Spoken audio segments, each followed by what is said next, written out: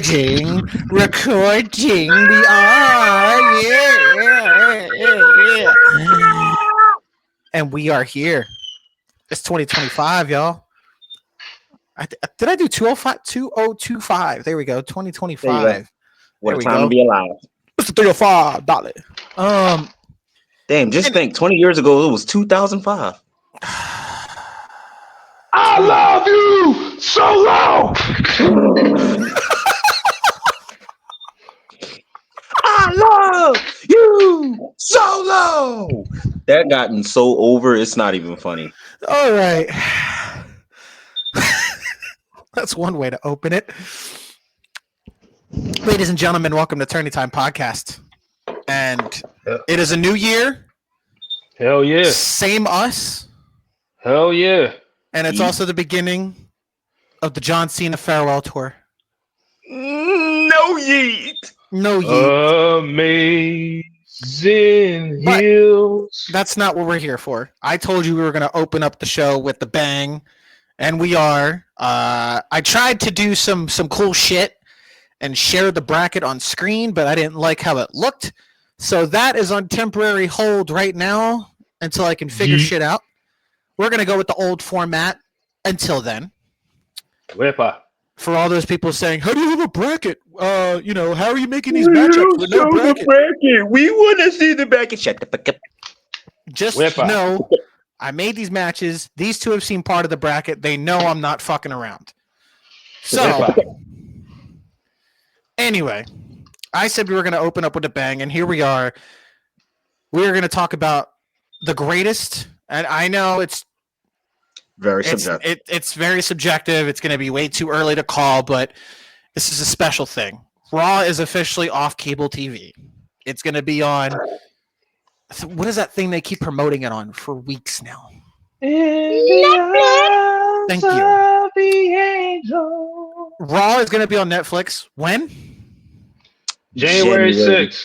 Right. The day, the White House got stormed. He took it from me. So, we are going to talk about the greatest Raw matches to ever happen on cable television, whether it be on USA, whether it be on Spike TV, the whole 9 yards. Whatever you grew up watching it on, that's what we have it on, dating back from, when it first started in 1993. Yes. So, we have 64 of the greatest Raw matches. I know some of them are going to be left out. Some of them are going to be like, oh, this and that. Too fucking bad. I went off these based off what I watched growing up, what I've rewatched, what I've always gone back to. And sue me. Some of them from last year. And yes, it's 2024. Last year even made this bracket. So suck a dick. Wrestling has evolved since then. So. Yes, it has. We're going to get into this, okay? Now it's all zoomed in and shit because I tried to do that shit. Fuck. That fucking hurt my eyes. That hurt my eyes. I'm getting fucking lazy eyed. Folks. Yeah, right? It's hurting my eyes. I'm getting the one lazy eye like Carmelo Hayes. Oh, shit. Oh, no. Shout out to, half him. So... anyway, let's kick into high gear, Also, I've been failing to do this. I know I'm terrible, and I'm surprised they're still here, but shout out to our sponsors, Optivus Crew and Coffee Over Cardio. Yes, we still have sponsors, EJ. I've just been a terrible host and not shouting them out. But yes, shout out to Optivus Crew and Coffee Over Cardio. Follow them on Facebook, Instagram, and X. Go to their websites. Use my promo code ANT10 to get 10% off your purchases. Hold up. You didn't say Twitter, good sir. That's growth. That is growth. I'm evolved. I'm still calling it Twitter. Yeah, I know. Me too. The app. Okay, we've evolved. Not ecstasy pills, folks. The letter X. Yes. Oh God. Don't add 2 unless you're a perv. So I'm not touching that.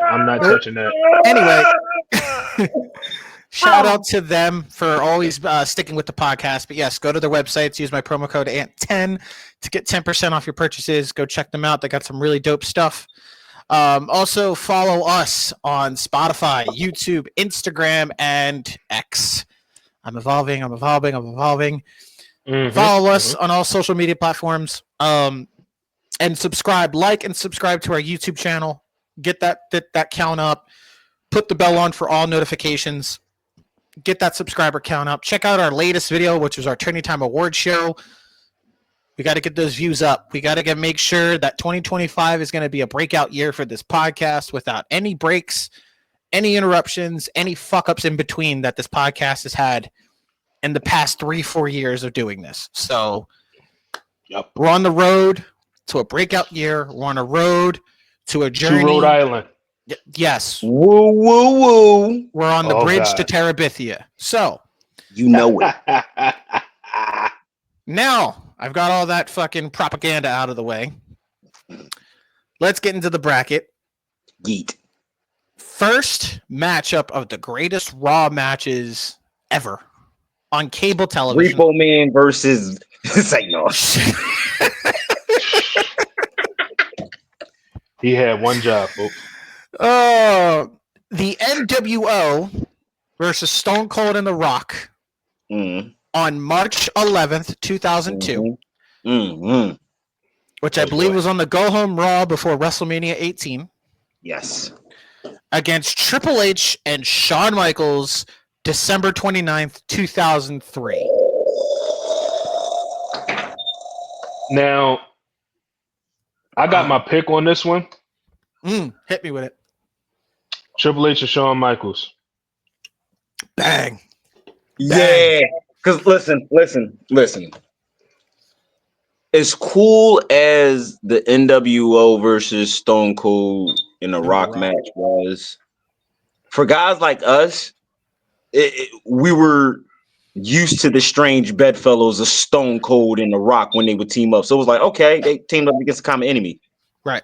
Give me something good. Give me something. But once 2004 came around and it was Shawn and Hunter, and they was going at it to the point where everyone thought Shawn Michaels regained the championship for a 5th time in his career.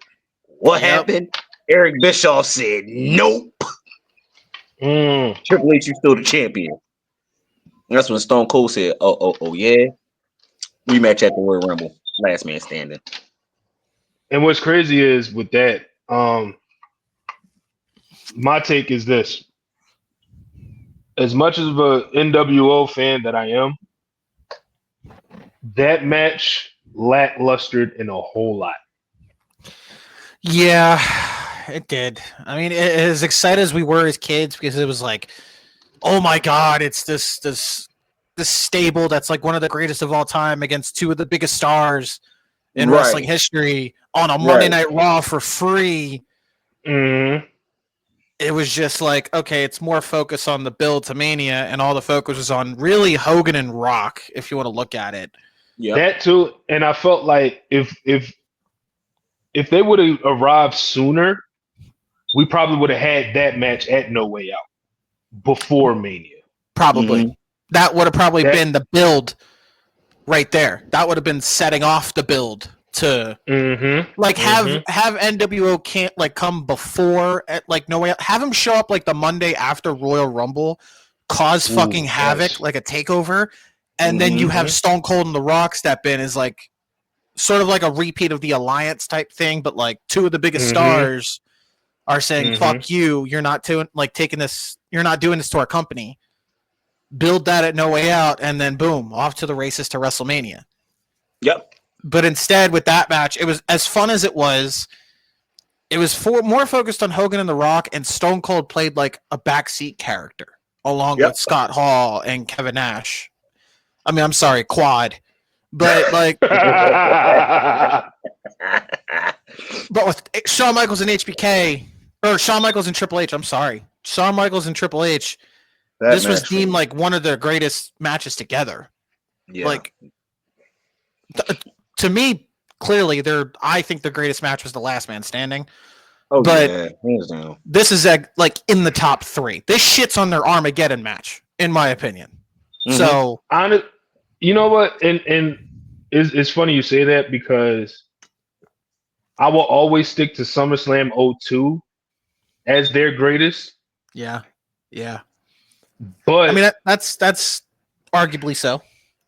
yeah, because I mean, don't get me wrong, the Last Man Standing match had everything in the making for a perfect match. From the story to the drama to the end result of it, and like how you thought HBK won, but his shoulders was on the mat as well. Yeah. Which taught me something because if both your opponent and your shoulders is on the mat, it counts as a pinfall towards the person that's covering his opponent. Mhm. Pretty much. And if you peep, Triple H arm actually moved a bit and made it look like he was covering Shawn as well. Yeah. But even then, like with a situation like that, it'll just end up in a draw because it's like a double pin. Yep. So yeah, that's crazy. But Triple yeah, H and Shawn. Easy. The next one we have Christian and RVD, September 29, 2003, which I believe was the ladder match, against Kane and Triple H from June 23rd, 2003, which I think was the night Kane took his mask off. Okay.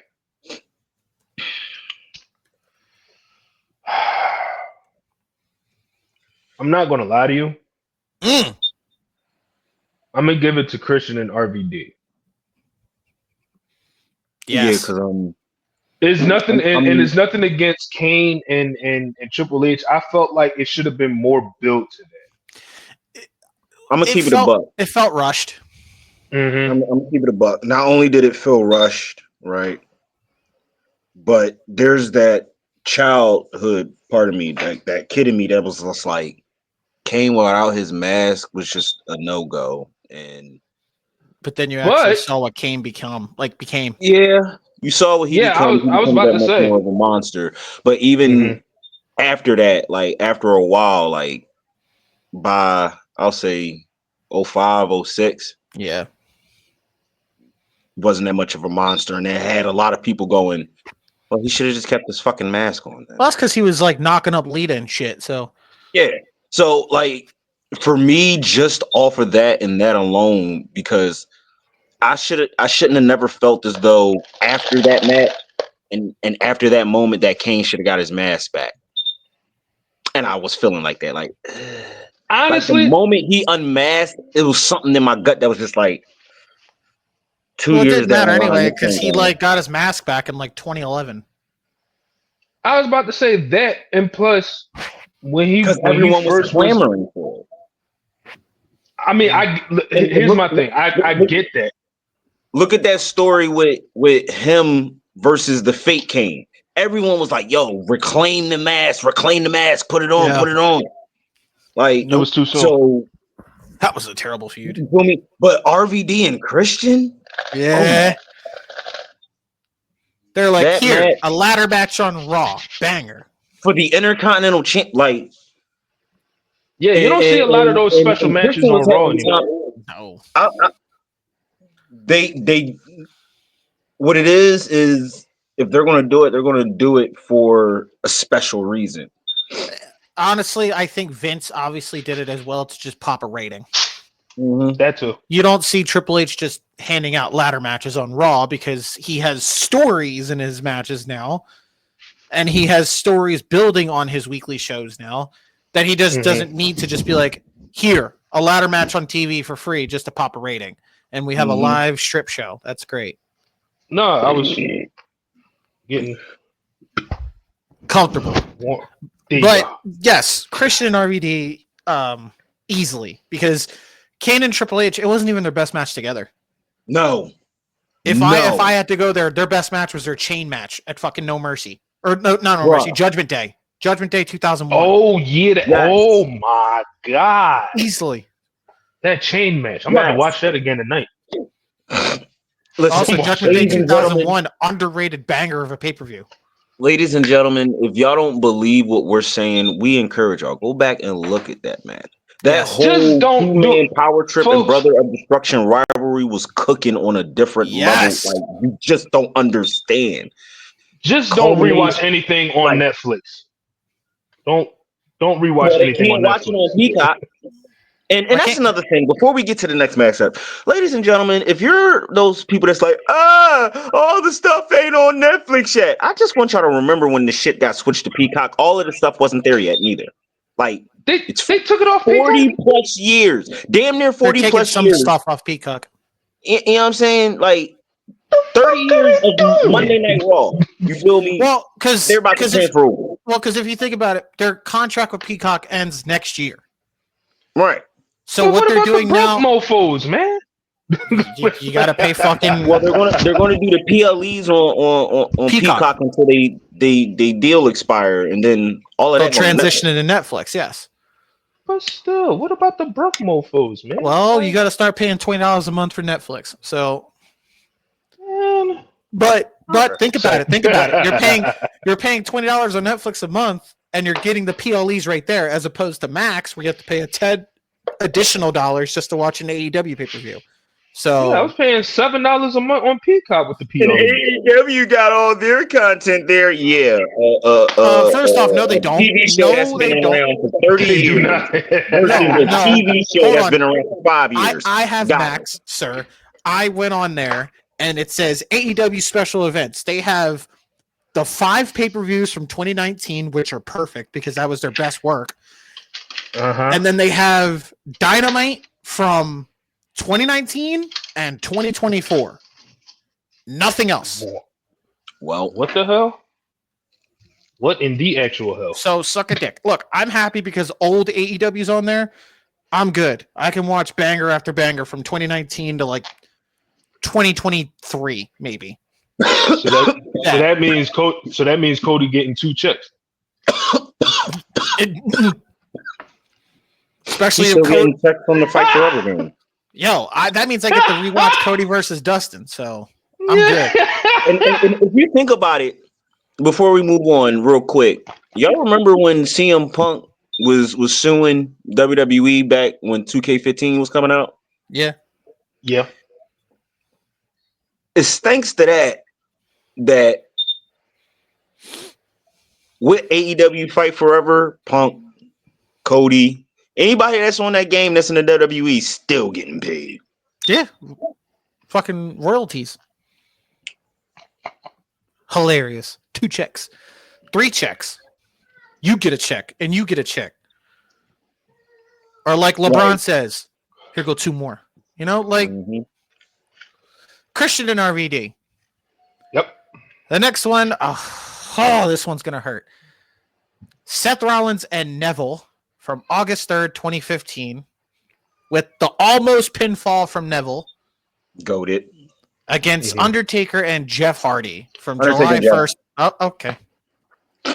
I'm sorry. That's Taker and Jeff.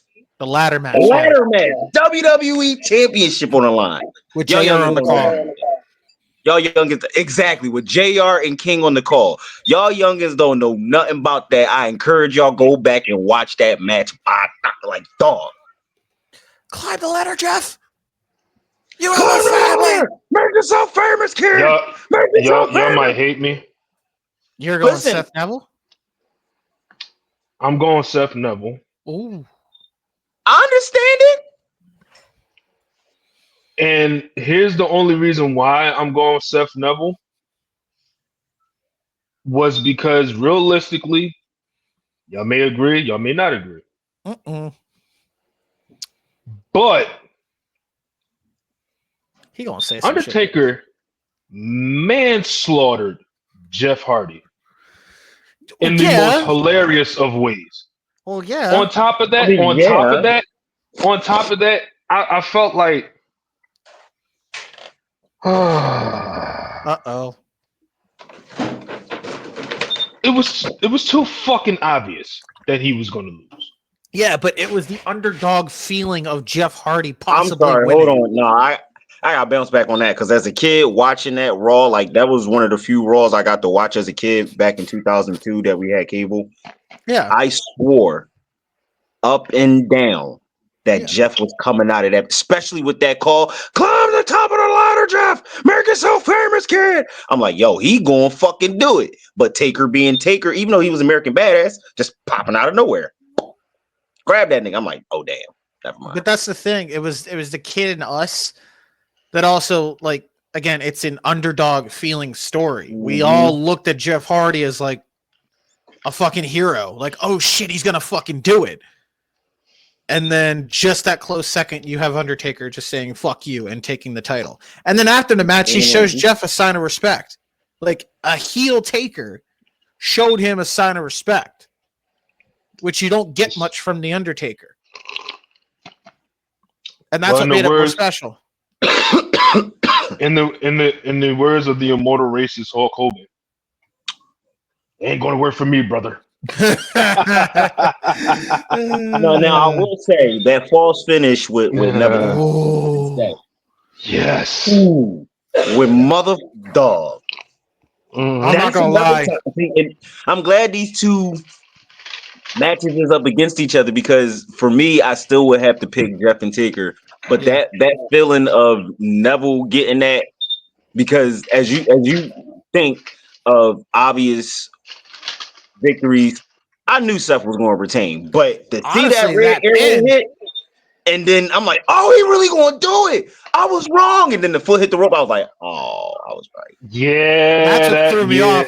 I was like literally at the edge of my seat. I'm like, Neville's going to fucking do it. And then I saw the foot hit the rope, and I'm like, I hope the ref doesn't see it. And the ref saw it, and I'm like, oh, what kind of fucking twist was that? Like, it was a hell of a twist. I know that. A part of me felt like that wasn't planned. Like Neville hooked him too hard, but then a part of me was like, okay, they scripted that shit, but it was fucking fire. Like that. That's and then on top of that, I felt like that was like the peak of WWE. How can I word this? Exposing actual wrestling talent at its finest. Nah, because that was 2015. By 2016, that's when they started ramping up. No, that's what I'm saying. It was on the cusp of that. Like it was starting to get that exposure to actual. Let me not say actual talent. As opposed to the fucking gimmick matches you would see all the time, or the fucking 2-3 minute matches you see every week. Like, I get what you're saying. This one, you got a full blown, almost 20-minute WWE title match, like just real graps and shit. Like, I get what you're saying. Arizona, please. But yes, I'm going Taker Jeff, hands down. Okay. Yeah, Taker Jeff. That's cool. That's cool. The next one, we have Becky and Nia from day one last year. Oh my god! I was gonna go with the last woman standing, but then I thought Becky gave Nia like one of her best matches since her. No, return. You're gonna hear something funny behind that match. And then is it gonna beat Aleister Black and Buddy Murphy from December 30th, 2019?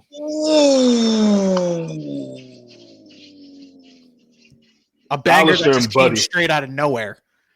Aleister and Buddy, hands down. Yeah. You just said it. That match was a banger out of fucking nowhere. Yeah. Like you see them two in the ring, you know, like, all right, they're gonna give you a good match, but something like that, bro. Facts. Plus, I was at work with the day one match happen, and I missed it. I'm telling your mom. It was a good match, though. It was. It was. It was a good match based on the highlights. Yeah, sure. I was gonna pick the last woman standing, but I was like, no. I feel like Nia had a better match. Plus, Nia went over on Becky. She did. So it was a good way to start off the year. Yeah. So yeah, like I was working at Amazon, and they was playing Raw in the break room. So I was trying to figure out a way to sneak out and watch the match. Missed it. By the time he got there, damn. But easily, Alistair and Buddy. Let's go. Mm-hmm. The next one we have HBK and Marty Jannetty from May 17th, 1993. What's so funny? Marty Jannetty. Oh, yo, don't be shitting on the dude. The dude was actually great in ring. It was just his actions backstage. I'm thinking back to that damn barbershop. Take this shit out. Shawn Michaels pulled a solo. Everybody think back to that motherfucking barbershop. Ladies and gentlemen, if you do not know what we're talking about, you must be living under a rock, or you do need to go up on To the younger generation out there. Yes, Oh, God. pay To attention. the younger generation, please search up Marty Jannetty barbershop. Educate Or yourself. you can search up Shawn Michaels turns heel. One of the back in the greatest day. heel turns in history. Yes. Is there something wrong with the rockers? Rips the jaw. I don't think so. Mm. Woo. So HBK and Marty Cinema. against TLC 4 Well, from October 7th, 2002. we already know who won this one. Move on with the TLC. Could you get me the Arizona? I was actually going to go HBK Marty. I'm going TLC. Because if you think about it, watching this back, it was actually better than the Rumble match. Yeah, it was. Oh shit! It was. It In was. ring aspect, it told a story. I feel like they delivered more here than they did at the Rumble.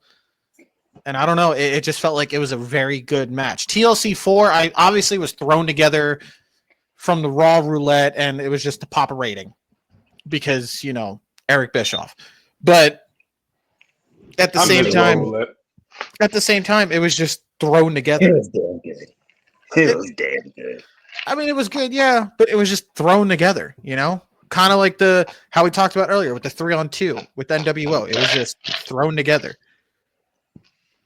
But yeah, we'll go TLC 4. That's what you guys picking. The next one we have, yes, CM Punk and John Cena from February 15th, 2013 with the Pile Driver, yes, Oh, I remember. against Edge and Ric Flair from January 16th, 2000. Wait, against what? Edge and Ric Flair from January 16th, 2006. I'm He going Punk almost Cena. killed. That's my pick too, but he almost killed Ric Flair. I swear. That was the year Flair literally went on a tear and said fuck it and just started blading almost every match he was in. Oh god! Oh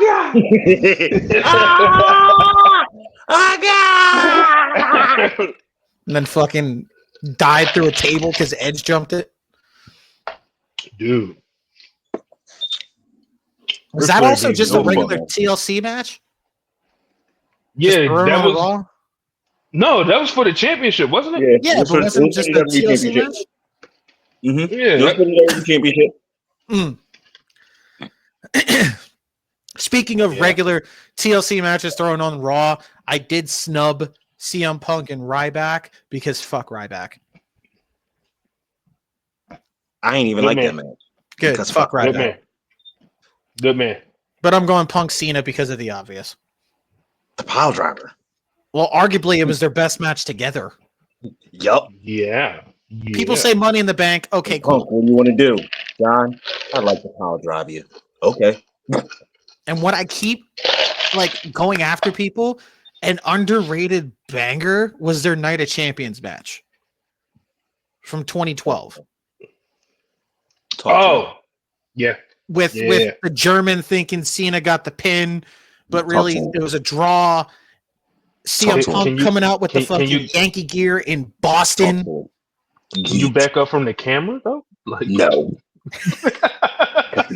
Underrated banger. So yes, Punk and Oh, Cena. bro. Spitting right now. All right, you understand me? He's spitting right now. He's spitting bars right now. Unmitigated bars. So the next one we have Big E, Bobby Lashley, and Roman Reigns from September 20th, 2021 against Seth Rollins and Sami Zayn from November 6th, 2023. When it was for the World Heavyweight Championship. I want to give it to Seth and Sammy. With that triple threat, baby. I was just about to say the exact same thing. I was about to say Seth and Sammy, but that triple threat. And it's not just because Roman won. It was the simple fact of you don't like that was one of the few times during Roman's reign, no pun intended, where whether it was a normal match or a championship match, I didn't know if he was going to win or not. Like, I'm like, damn, Bobby could take this. No, but Big E could just come in out of nowhere and hit a motherfucker with a big ending. But Roman was the motherfucker. The Roman thought was the last thing on my mind. Like, I don't know. Roman. Here's the thing, though. The match was fantastic. I'm just trying to remember how it came about. It all stemmed from Big E winning the championship. But wasn't that building Big E and Roman to Survivor Series? It was. No, it was way too early. It was September. Oh yeah, you're right. No, you're right. Originally, it was supposed to build to Bloodline taking on New Day, and then after the New Day, they were supposed to take on the Hurt Business. Right. That's right. That's why that match came about. Right, but then the Hurt Business wasn't really a thing anymore, and then fucking Lashley and Big E were feuding. Okay, got it. But they had another match after Big E won the championship, didn't he? They did. They had the I think it was a cage match. Oh no, you know what I'm thinking about? I'm sorry. It was a tag team match. That's what I'm thinking about. Yeah, no, Big E. I know Big E had a match after that against Lashley in a cage match because I remember Big E also had a title defense against Drew in Saudi. And then it built towards Big E versus Roman and there. So, yeah. Triple threat, moving on. Yep. Flowers to Seth and Sammy, though, because that was a fucking banger. Hell yeah. The next one, RVD, Cena, and Edge from July 3rd, 2006, where where RVD was forced to drop it because of him getting caught. He got caught with weed. Against the tag team match on December 23rd, 2002 between Booker T and Goldust against Chris Jericho and Christian. Which I believe was for the Raw tag team titles. At last, you're all Sorry. We all know that damn theme is a fucking banger. I'm gonna go with point where I did not want him to change it, but then he gave us another banger, so I was cool. Which is still an ongoing feud between me and Brian till this day. Because he likes over the Christian thing? Yeah, he likes the fucking Waterproof Blonde. I like Story of the Year. And it's been a constant battle over and over. I mean, all right. Don't get me wrong. The original is cool. I love the original. Like I fucks with but the one he came back to, it fits him more. It hit. Deceived by my eye. Exactly. I'm sorry. I don't feel like listening to the song when deceived by my eyes and all that. Like, I don't want to be gloomy. Hit. That joint hit like a crack sandwich on a Saturday in the 80s.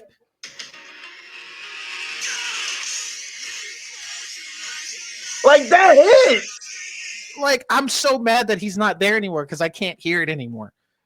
Even though I still love his theme now too because it's from Impact. But like, right, but This just It's hit still different. a knockoff of his theme anyway, so That's it what I'm works. saying. This one hit different, and I keep telling fucking Brian that, and he's like, "Waterproof blonde." I'm like, "Well, you're a bitch." So it's like, You're right.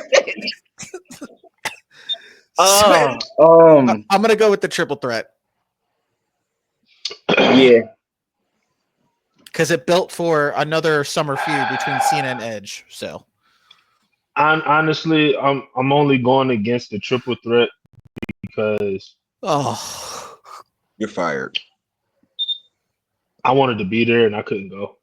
Oh yeah, that was in Philly. Fuck. Yeah, Oh, yeah. So fuck the triple threat. I'm going. All right. Fair enough. I'm going with Team Book of Gold. Book Dust does not advance with his I know. stutter. Anyway, That shit was hilarious.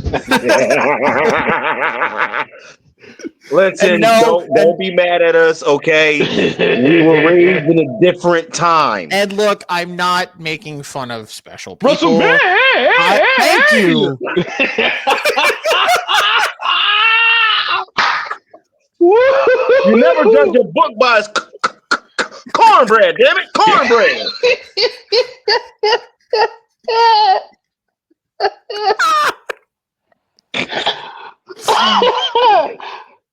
If you guys don't know what we're talking about, please go back and watch some old Raw episodes where Goldust has a stutter due to, I believe, him being electrocuted. Yeah. He was sitting back. He was down and out because Booker was like, "Yo, we should go our separate ways. We should be a solo. Like we'll still team up on occasion, but we just got to worry about ourselves." So he was down and out about that. Evolution came in and bothered him. They started to jumping, and they threw his ass into the motherfucking surge boxing. Yeah. The legendary stutter was born. Yeah. Okay. Oh god. Triple threat advance. The next one we have Kane and Stone Cold from June 28th, 1998, which was the day after, I believe, King of the Ring, when Kane won the title. Mm-hmm. You know, the one-day reign. Yep. Oh, don't get me started. Against the Ultimate Deletion match between Matt Hardy and Bray Wyatt. Oh, shit. Bray, I'm sorry. Damn. But that was trying. They was trying too hard on that one. I liked it. I did. I just didn't think it should have closed out the show at the time.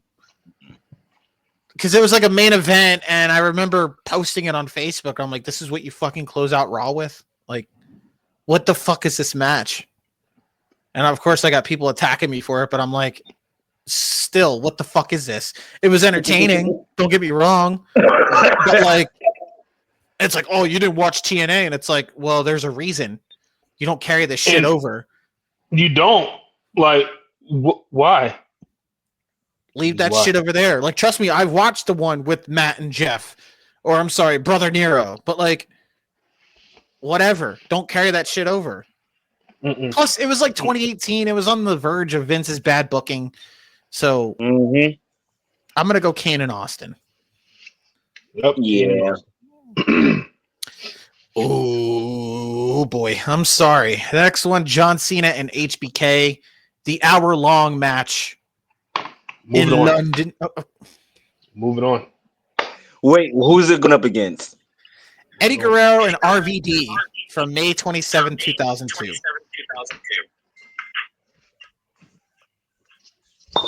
That's why you wait, Nove. That is why you wait. It's the hour. This is why you wait. But yeah, move on. Love you, Eddie. Love you. That match was lit though, but in EJ we trust. That's why I said moving on. I hear echo. Is that you again? It ain't me. It's definitely Jew. Why is it always mine? It's not I don't know. fair. Because you have an Android. Hey, it's not my fault. I have an Android. All right. That's You gotta what get on the selling me Apple to game. become perfect. No. I don't want no iPhone that's gonna break easily. God damn it! I mean, No, get an mine's iPad. is still here. I don't want an iPad either. Fine, then fuck off and get a Kindle. I don't want the Kindle either. I don't want no Kindle. Oh, Well, I have an Echo, so either you turn the volume down or you come back in. That's gay. Oh, whoa, it's 2025. We don't say that shit. How dare he? how dare he? Ugh, Jesus fuck. This is live production, folks. Yes, this is the shit we deal with on a daily. And this is shit we deal with. I was hoping we didn't get into this in 2025, but can't win them all, folks. You can't win them all. It's whatever. Mm. You win some, you lose some. He'll come back in, and if he has an echo again, I'll just reach through the screen and bitch slap him. There That's you go. There you go. Nothing wrong with a bitch slap here and then. Nothing wrong. Well, as we take a break from that technical difficulty from Juju, I didn't know he was the new Sean, since Sean did that a lot. Shout out to him. But yes, as he's getting that situated, your favorite Raw moment. Oh, this is undisputed. Oh, Favorite okay. Raw moment will have to be the NWO running over Rock in the ambulance. That's racist. That's your favorite Raw moment? That was the only holy shit moment I've seen. I mean, outside of Vince McMahon getting exploded in his limousine. I mean, you also got Shane putting Kane running through the semi. Yeah. Remember that? You also have the beer bath moment. You have Inferno match. the milk bath moment. But we talking about one of my all-time favorites getting in an ambulance. Yeah, that's true. That's true. And I remember where I was when it happened. I almost cried. That's fair. I thought he died. I'm like, so. But here's what pissed me off though. I think it was 2 weeks later, he came back on SmackDown with just a motherfucking patch on his ribs. I'm like, get the fuck out of here. Yeah, they should have at least taped them up more. Man, get the fuck out of here. Motherfucker should have been walking like this in a body cast and shit. Right? I'm like, so you mean to tell me all of that get you that little ass patch? Get the fuck out. Look, I thought the same thing when Kane set JR on fire. Again, I remember where I was. Or I remember fucking, as disturbing as it was, and I know how fake it was, fucking Stone Cold pissing on Art Anderson. Is it bad that I've never seen that moment? Yeah, dude, you don't want to see it. It was you could tell it was purely fake because of how yellow it was. Choppy your pee-pee. Oh yeah, that moment, No, I'm gonna tell you the funniest Raw moment I've seen. No. The funniest one I've seen was when they put Paul Bearer through the sewer and he just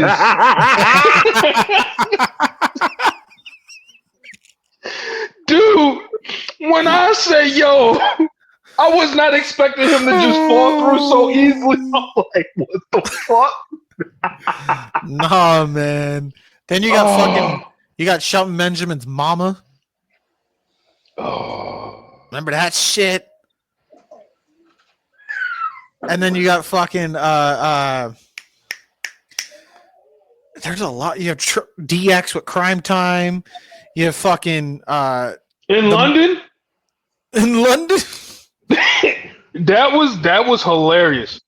That was hilarious. You had fucking Triple H and Candice Michelle in that one skit that they did. We will never talk about the Katie Vick. Oh. All right, so Cena HBK. Let's move back into business. Since you brought up that, way to ruin it. The next one we have Jeff and Umenga. Umenga. From January 7th, 2008, against The Rock and the Hurricane from March 10th, 2003. I'm gonna give it to Rock Hurricane. I'm gonna give it to The Rock and the Hurricane. Rock Hurricane. That was Hollywood Rock at its prime. And that was fucking hilarious how they built that up. That was fucking fantastic work. Anyway, what was that one promo he cut in Toronto? Wow, The Rock has come back to Toronto.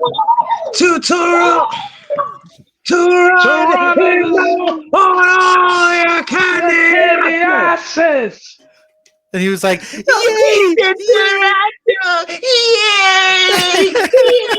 That's where we live. We live in Toronto." God, no. The favorite part of that promo, he said that is the jabroni beating, pie eating, trailblazing, eyebrow raising, stronger than the bear, faster than the buck, the biggest thing that hit Canada because the Maple Leafs suck. I was like, yo, I'm with it. I'm with it. Dude, The Rock's promos on Raw were just fucking gold. Oh my god, now we on the Netflix era and they ain't gonna bleep nothing out. Oh, especially with the one all-time favorite, the one he did with fucking Billy Gunn. My name's Billy. It doesn't matter what your name is. My name's Billy. Oh my god. Dear God. Billy? No, hold on. I'm sorry. I'm giving one of my favorite Raw moments, and it has to do with The Rock. Uh-oh. Oh, shit. So, you want to do a little ramen contest with The Rock, huh? You want to do a little ramen contest?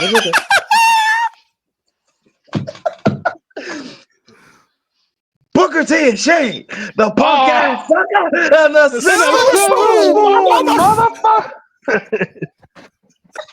And before that, 2 plus 2. Do you know what 2 plus 2 is, class? Do you know, Booker? Yeah, I know what 2 plus 2 is. 2 plus 2? Thomas Jefferson, sucker. Like, yo. Why he come at him for like? And Jericho was trying, and Jericho can roast motherfuckers on his own dime. He was like, Booker T. What did he say? Booker T. Hair dog by Whoopi. Shane McMahon still a pussy. Yup.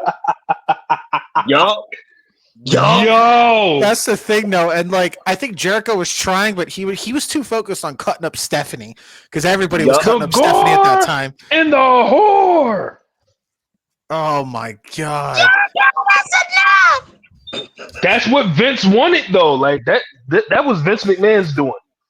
I mean, but I'm sorry. If I'm running a wrestling company, I'm still not letting nobody call my daughter a slut. Come right back through that curtain. Did I say you can call her a slut, mother? I mean, speaking of Stephanie, she got married, on live television, not knowing she got married to Andrew Martin. I mean, Hunter Hearst Helmsley. Yes. Rest in peace, Test. Underrated GOAT. Very underrated. Yes. Seriously. I feel like if he was still around, he could have been world champ. Oh yeah. Dude, I just watched a clip of him on the WWE ECW. When Taker came out to confront Lashley. I was like, dude, it made me so mad how fucking yoked he got. Because I knew for a fact that was not good for him. Like, that man literally got released, came back, and he was fucking yoked. Like, and you know what's crazy? I was watching the shoot interview, and this was like right before he died, like a month or so. He was about to be on a comeback trail to come back to the WWE. Yeah. Like, and I think that run, if he would have came back, that run right there, he would have been WWE champion. Maybe he would have had a run at least, or if ECW was around, he would have had a shot with that title, at least. But yeah, because he was a mid card guy for life. I'm sorry. As sad as it was, because he was actually underrated. Yeah, for a big man, that man was agile as shit. Yep. He was their version of Kevin Nash. I always say that shit. Yeah, just without quads. Rock and Hurricane, moving along. Yep. Mick Foley and Terry Funk from May 4th, 1998, against Undertaker and Team Hell No against The Shield on April 22nd, 2013, which is the Raw after. No, not the Raw after. I believe it was the Raw in London.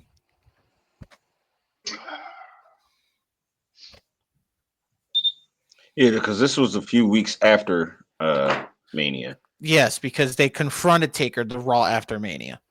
Mm-hmm. I didn't like that match. Really? And I was a Shield, and I was and am a Shield fan, but I didn't like that match either. So we'll fairly go to Foley and Funk. Yeah, and like I said, it was nothing on any of the competitors. It was just It didn't click. Yeah, it definitely didn't click. Plus, I feel like I think Taker was taking more like most of the workload that match. Mm-hmm. Mm-hmm. And it was I get it, but like, yeah, it didn't really click. It was just a memorable match because, you know, Taker and Team Hell No, the Brothers of Destruction back together again. So the Brothers of Destruction and a little goat. Yeah. Against, you know, John Moxley, Tyler Black, and Leaky. Foley and Funk moving along. Yep. I notice every time you fucking do that to your beard, you start to fall asleep. No. Yeah. Or you're just high as shit. Yeah. Or you're just high as shit. Yeah. The next one we have Gunta and Sheamus. Gunta, he fucked up. Gunta, you can ask Jenny. Okay. I didn't make the rule. From May 6th last year in the King of the Ring tournament against the three-way tag from March 7th, 2022, which was RK Bro, Alpha Academy, and Kevin Owens and Seth Rollins for the tag team titles. It was the night where they did the Gable Moonsault RKO. Yeah. And that was Seth and Kevin Owens' last shot to get at Mania. Yes. Fucks with that match. I'm going with RK Bro. Yeah. Because that match was Liddy Bob. Yeah, and plus it was leading into Cody coming back. Mm-hmm. And Kevin Owens leading into facing Stone Cold. So. Mm-hmm.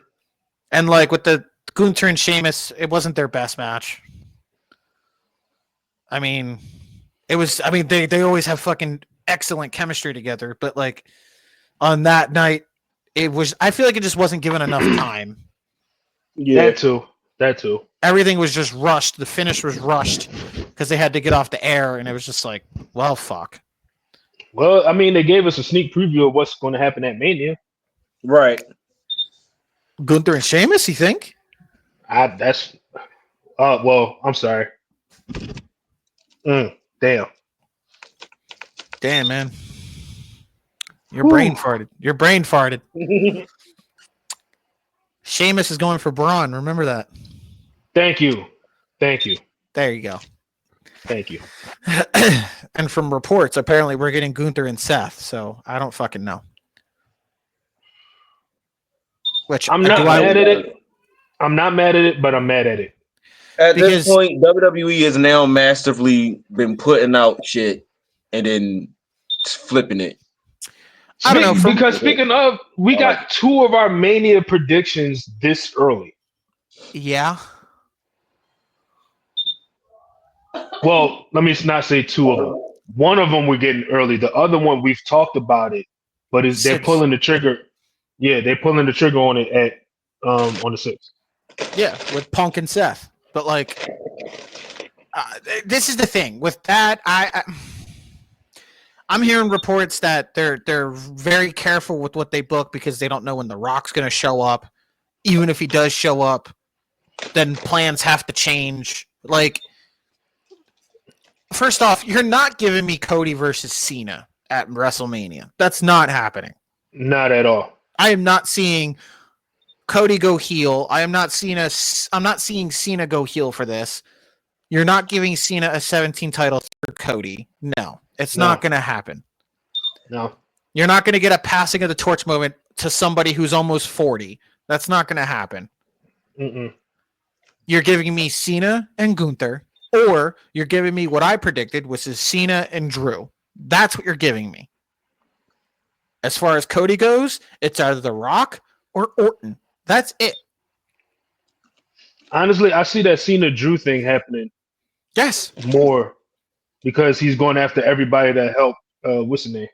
Roman Reigns. But Cena didn't. Cena didn't help Roman, But he was out there. but he's whatever. Cody's friend. That too. Yeah. And they seem to be building a little stable between Drew and Kevin and possibly Seth. So, Oh dear God. but what I'm saying is, like, you give me Yeah. But what How- people don't realize is, Eric, and this is what I need people to shut up with. Oh, Paul Heyman counted the same way as The Rock. And your point, True World Order, baby. The Rock threw up the L sign, and y'all swore he was going to turn on Roman at the motherfucking WrestleMania event, and they were wrong. So the plan is OG Bloodline about to go through a babyface run, and they about to face super heel teams. That's what's going to happen. They're going to get their ass whooped, but what's going to happen? Do I think they should turn Seth heel? No. But at this point, Seth is fuck better it. as a heel for some reason. At this point, fuck it. Let's see what he can do. But like, It ain't going to be like he was in 2020 though. no. Mm-mm. I would love to see the Monday Night Messiah in front of a live crowd because that was actually brilliant. I loved that character. But it was wasted during the pandemic and it was bullshit. Mm-hmm.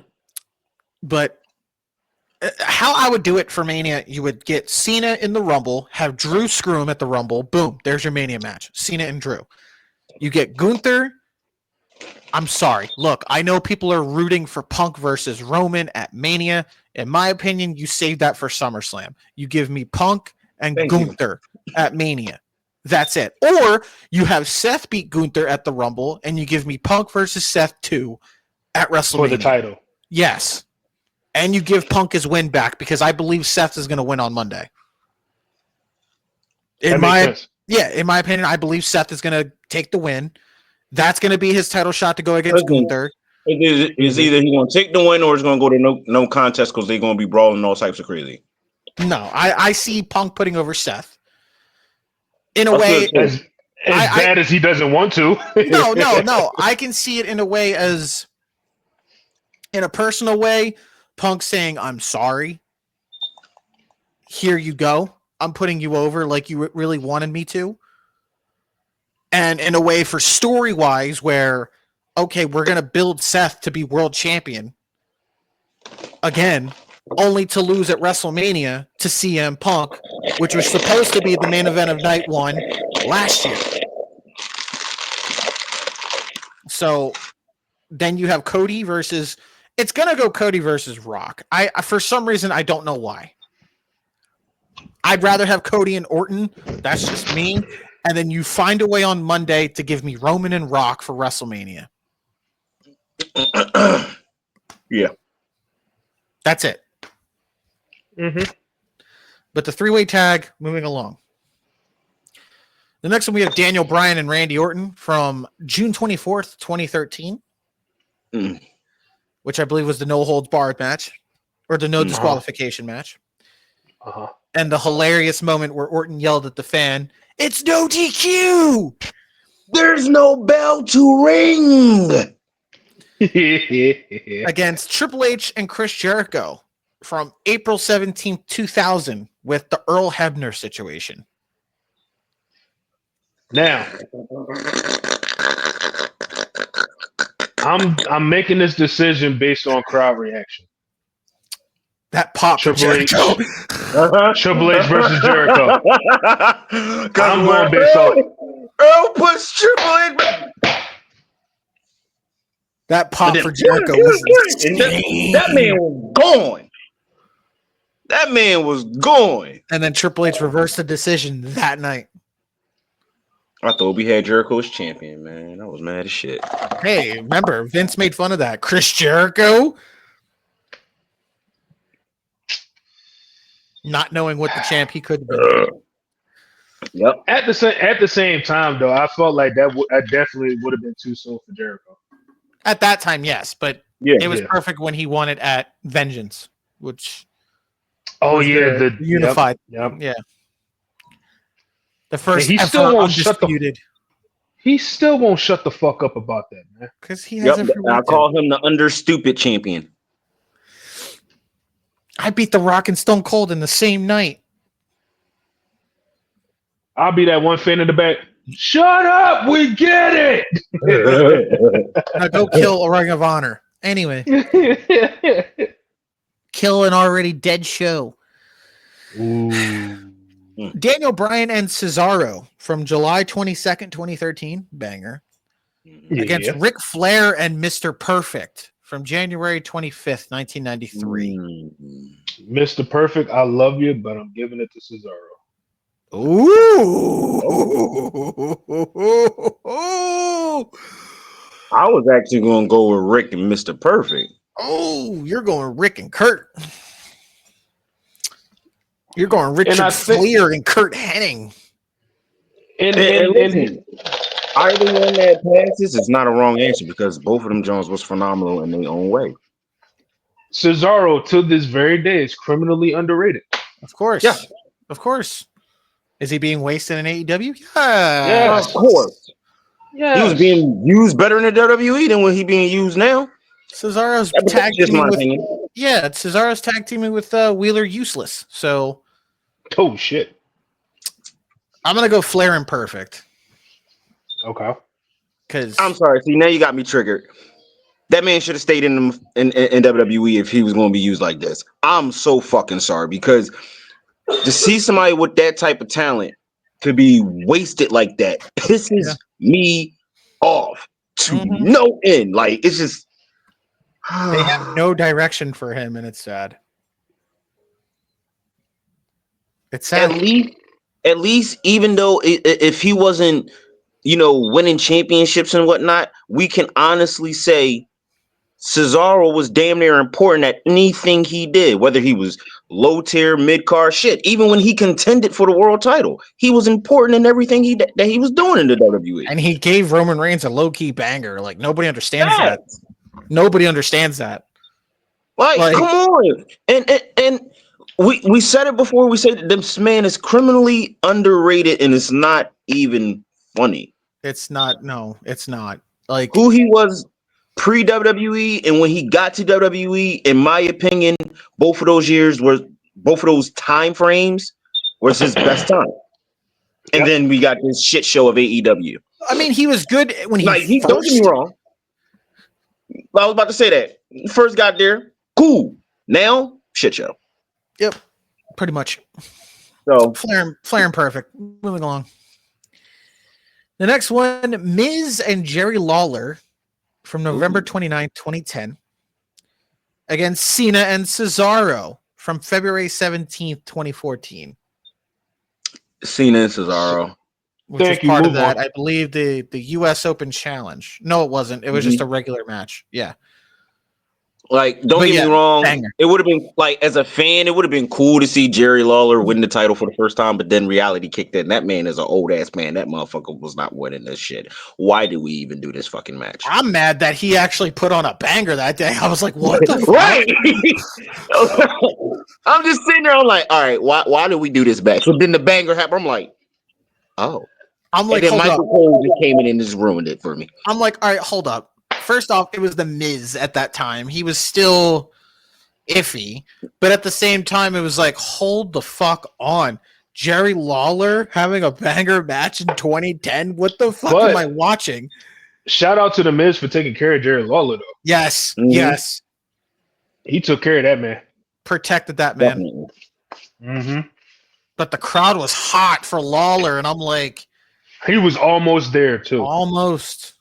And then Michael Cole won it. Fuck Michael Cole. The next Back one we then. have Gunther. Gunther, he fucked up us and Okay. Gunther. You can ask Chad. Gunther and Chad Gable from September 4th, 2023 for the Intercontinental title. He Against was not Al, really willing and Gable. against Al Snow and Road Dogg from January 4th, 1999.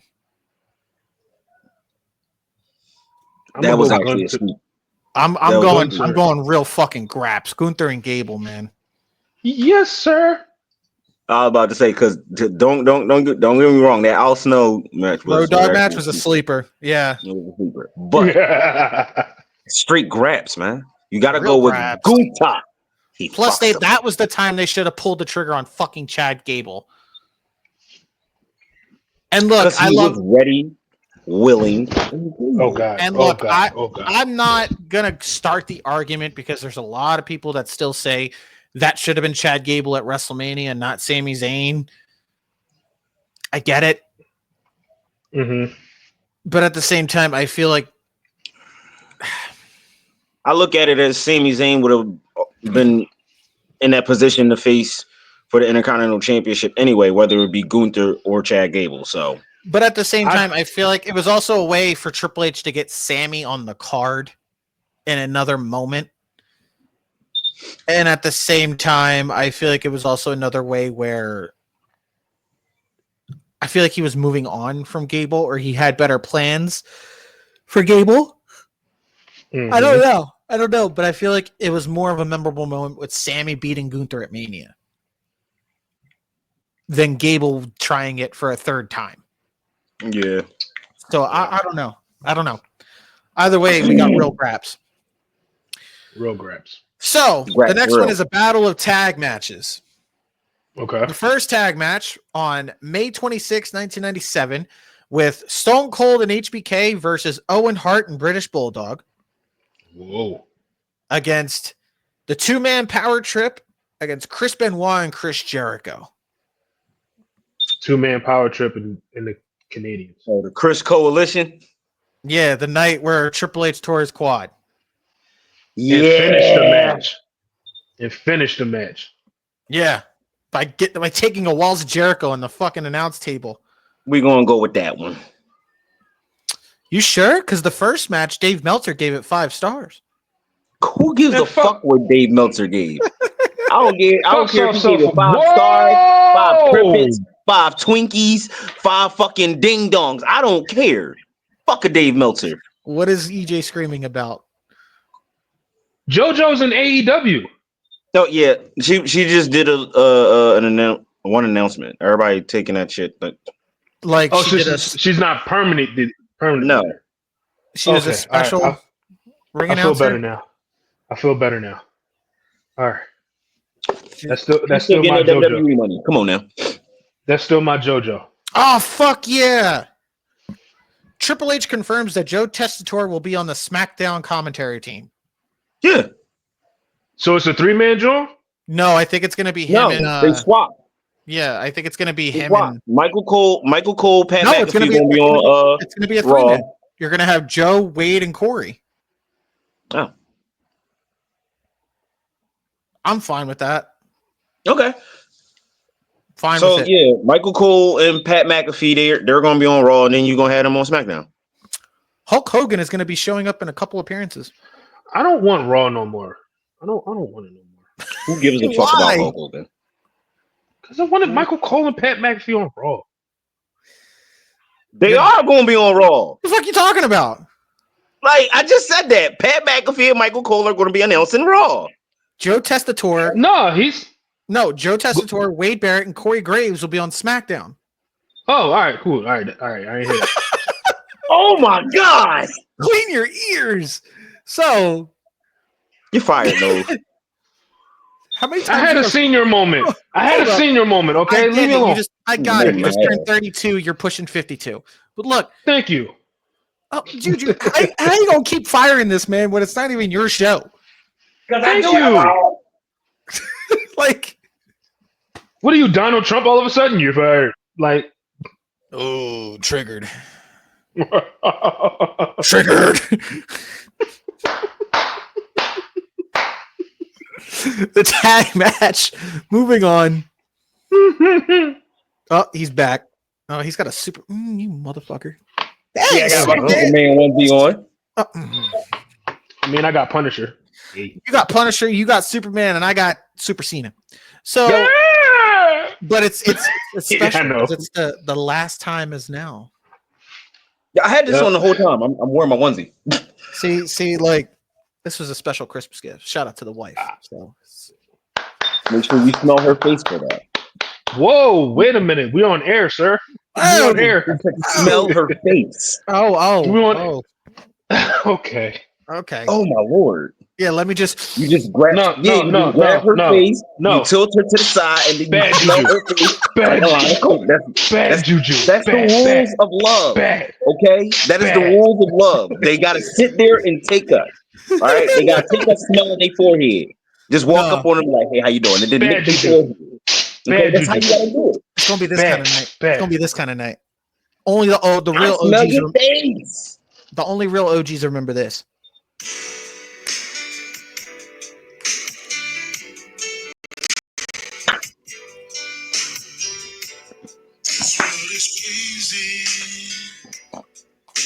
Show about the CJ. Rikishi, of all people? Yo. Put a little eyes on it. Oh, like a baby. Baby. Oh God! All right. Yeah, That that is a shit was banger. low- Why did that shit was actually slap though, low key? It did though. That shit was a low key.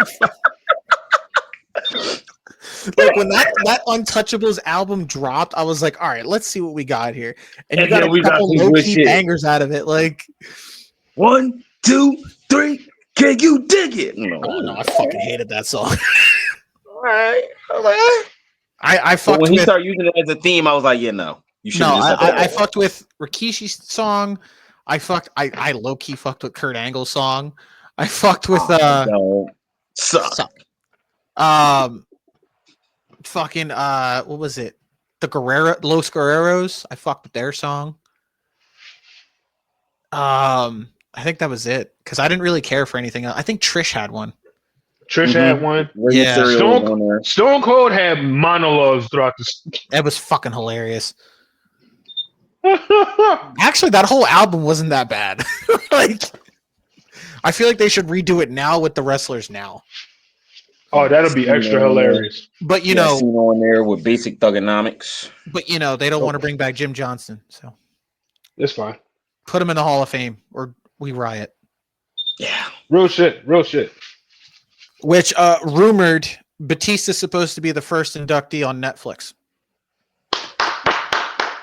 Well, I don't know. We don't know because it's a 3-hour Raw. It's set to be a fucking movie, so I don't fucking know what's gonna happen. Yeah, because SmackDown, oh my. It's We'll Tiffany get to that time. later. Pissed. That's what I'm pissed about. I miss SmackDown because of my birthday. I mean, you just missed Tiffy time. That's all. I know. I wanted to see it.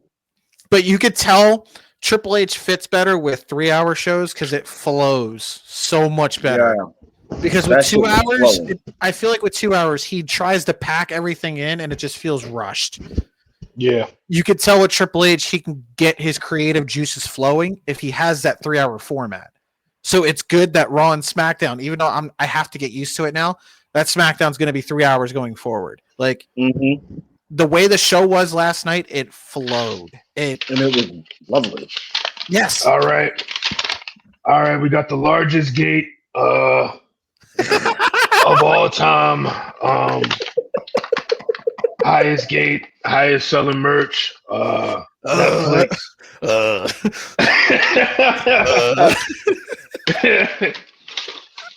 No, when Cody did that shit, I was dying. I'm like, yo. Yeah, it's the 'cause EVP in me. It's the Cody stepped EVP in. in me.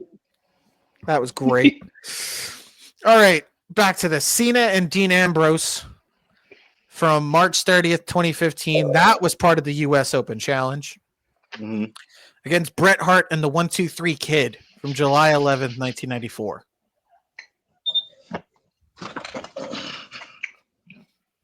I give it the 1-2-3 Kid. Brett, Low key. low key. Yeah, I'm gonna give it to Bret and 1-2-3. Low key, because like You Cena said and Bret? Dean, Bret Yeah, Hart Bret. and 1-2-3 Kid. Oh yeah. No, because in that time frame, oh my. Bret Hart was on a fucking tear. And then you wouldn't expect that type of match out of Kid in that time frame because he was still looked at A as a young up job. and coming. He had that big win over Over Razor Razor Ramon. Ramon, which turned his name into 1-2-3 Kid. You wouldn't expect that type of performance out of him, and he dominated. Delivered. Speaking of, he's doing X-Pac is doing a match over in South Carolina. It's like a War Games type match. Really? Yeah, it's him, Billy Gunn, AJ Francis, and like other unknown people. Ew. It's like an independent show. Ew. He needed the money. So Real shit.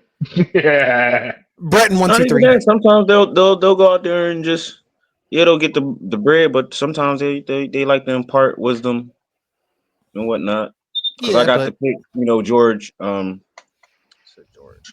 Gerald Briscoe. Briscoe's brain, and that shit was Nothing but knowledge. nothing but knowledge. Everything. Did you ask him how Vince's dick tastes? No, Oh, okay. I wasn't trying to get blackballed. Okay. I'll ask that when I get there. Oh God. Like, Oh no. God. Oh God.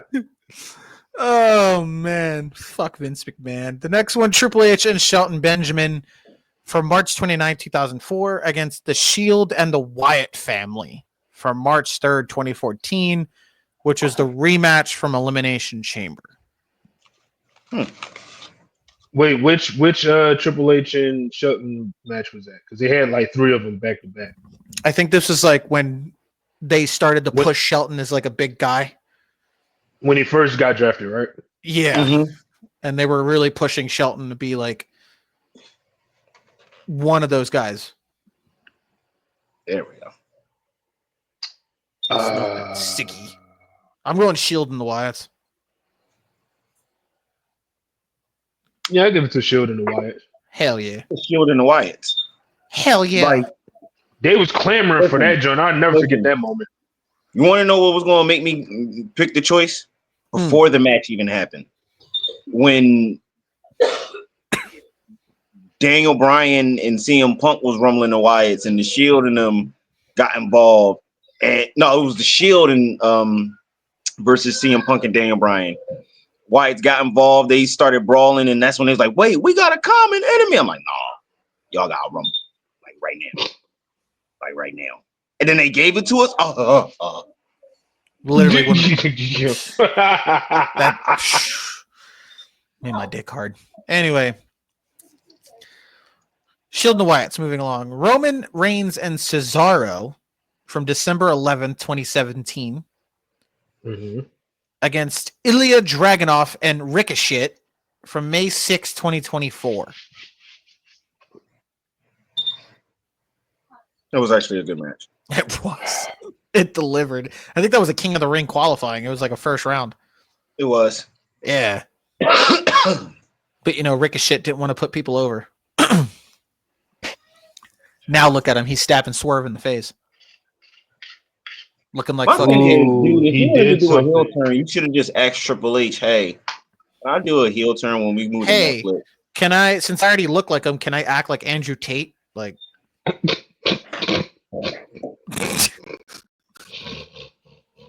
Because that's literally what he's doing. He just looks more like a Like- fucking Netflix serial killer. for me as a work, like I get it that you want to be a heel, you want to get hated, you want to get booed and all that, but to me, he's being that type of heel that I don't care to hate. Exactly. You're there. It's I'm like not coming to pay to see you get your ass whooped. None of that. it's like okay, cool. That's You bad. You still suck on the mic, so right. Listen, and that's bad to think that way. I like to thank Swerve Strickland for giving me the funniest moment of saying Happy New Year to Ricochet and toilet paper just fled the ring. which I can't believe they're really going off that storyline. What's crazy is there's going to be someone watching. Well, what's with all the Ricochet hate? Shut the fuck up. Okay? Because ain't nobody saying we hate him. We already know he's a tremendous wrestler, but he is shit. Hey, Character, he is shit on the mic. Just cope with it, okay?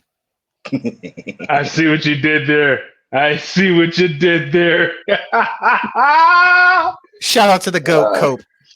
Listen, in the words of Mama called him Edge. I'm gonna name him Edge. In the words of Dane Cook, shut your lips and learn.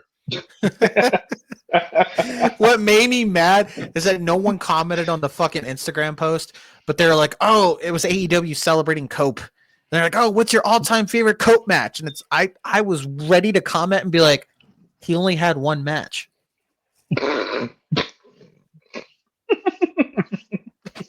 Now, if we're talking about Adam Copeland or Edge, sure, but Cope only had one match. I'm gonna need them not to ever wear rainbow ever again. Fucking stupid, dude. That shit was fucking stupid. The t-shirts are stupid too. Rated FTR. Wow. And according to him, he said Rated R superstar Adam Copeland is too long to say. Then get rid of the Rated R superstar gimmick. You're 51, my guy. You don't even need the fucking name anymore. Nope. Just come out as Adam Copeland. Mm-hmm. Cope. That's what happens when you're under the WWE umbrella for so damn long. Cope. Like, and I say this till I'm blue in the face. No, I'm not hating that he signed with AEW. If that man felt like he wanted to wrestle, keep going, get your paper. But instead of him, and I quote, feeling like a novelty act in the WWE, could have fought harder. You already knew Vince was gone and Triple H was going to work with you. Yeah. Well, in his defense, we done seen every match possible out of Edge at the time, except for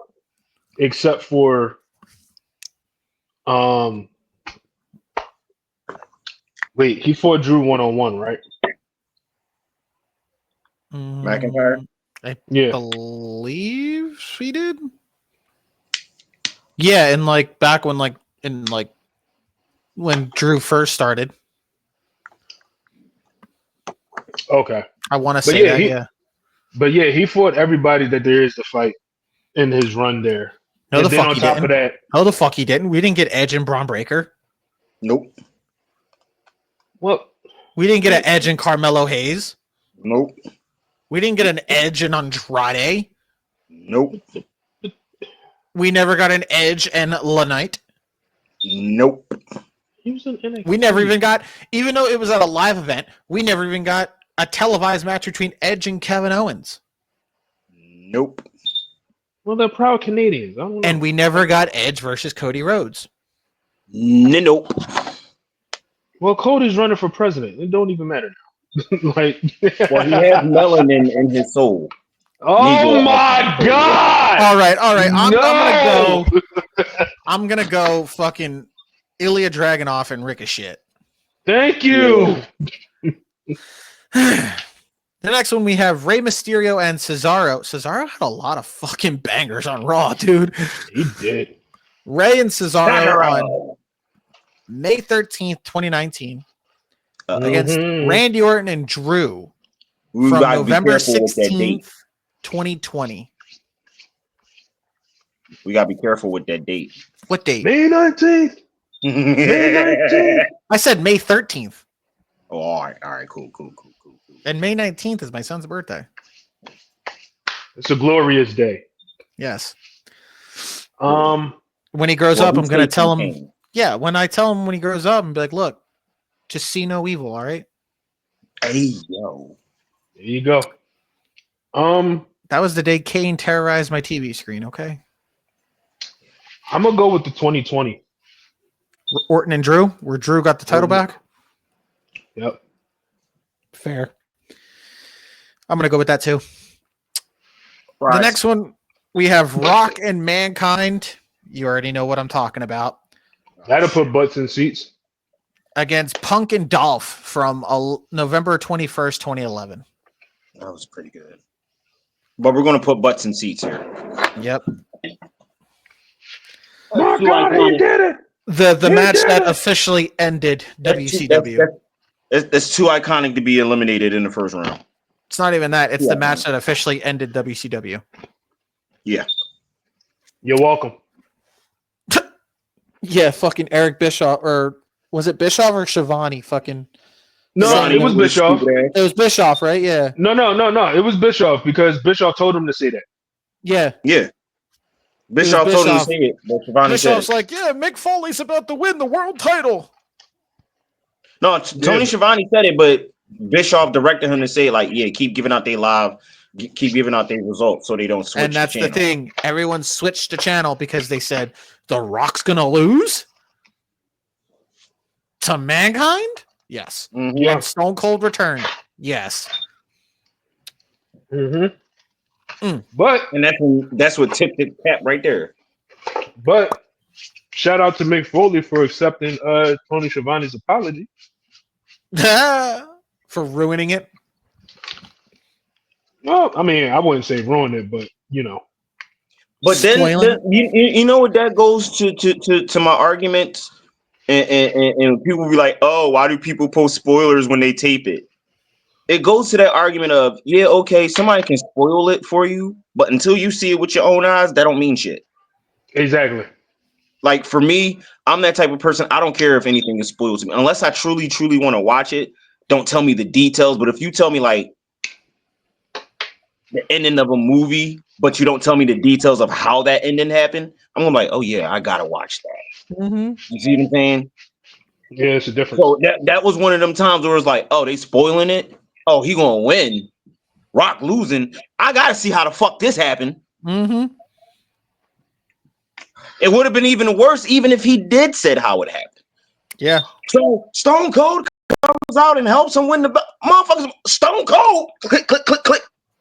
It would have been even far worse. So sometimes people got to realize, and this not only goes to our fans that's watching this also goes to the promoters out there in these shows.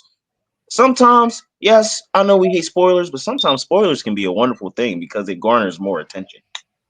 It does. I'm just saying. It does.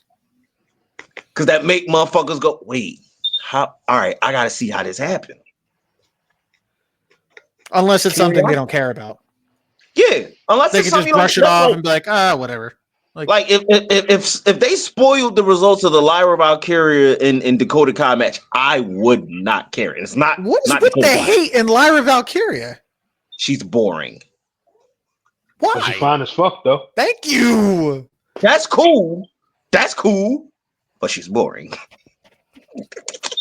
I can tell you, listen. Now she's not. Listen, I'll put it like this: she's not Bella Twins piss break boring. Damn. Oh, come on. Come on. Okay, wait a minute. I'm sorry, every time- You can look, but you can't. Ask my wife when we was at the Royal Rumble 2015. Soon as we heard that, you can look, but you can't touch. I said, piss break. Damn near everybody in our section got the fuck up and went to go take a piss. Only Brie Bella was boring. Nikki was entertaining as hell. Listen, I'm gonna keep it but for me, after a while, Nikki became entertaining, but they were piss breaks for me. I'm sorry. Nikki She was the better looking Bella. Whoa. She was the better looking Besides Bella. the point. Whoa. You saying Brie was better? No. But what I'm saying is that, like I fucking hate that song. They're fucking toxic. Fuck them. That's Anyway, what she calls her drunk persona. No, fuck Remote. that. Who told her to come up with that? what? That's her. Like, That's why? her drunk persona. If you I don't watch Total give Divas, when she's Listen, drunk, she's I've in Brie seen it. mode. Okay, I've seen it. And that's what makes me question that. Why? What made Listen. y'all think this was the greatest idea to bring this in? Remo! Shut your ass up. You ain't turning Super Saiyan, bitch. Bring back Total Divas. Stop. I'm with it. With this roster? I'm with it. Yes. With this roster? We get to see Rhea Ripley in all her glory. No. If you're gonna do it, bring it back, but put it with the NXT roster.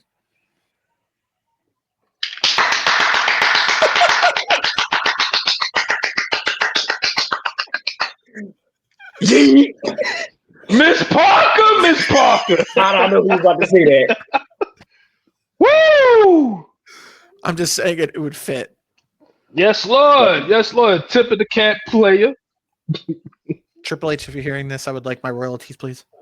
Yes. I will accept my check through Venmo or Cash App Weird if thing. that's possible. And bring back Velocity, too. I missed it. Velocity, Sunday Night Heat, all that good stuff. Yes, I'm smelling my child's face right now. It's a good smell. It's a good smell. Boy, give me your face.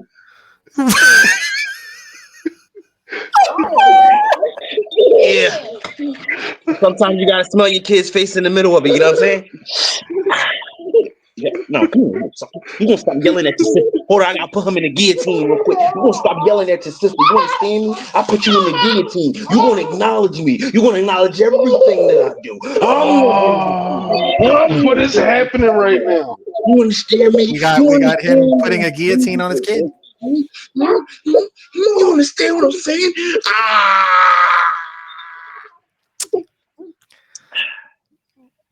I'm gonna have to put That a was disclaimer. Goku. That was Goku and Gohan at his finest moment. Mm-hmm. Justice for Gohan. All right, you little brats, go ahead.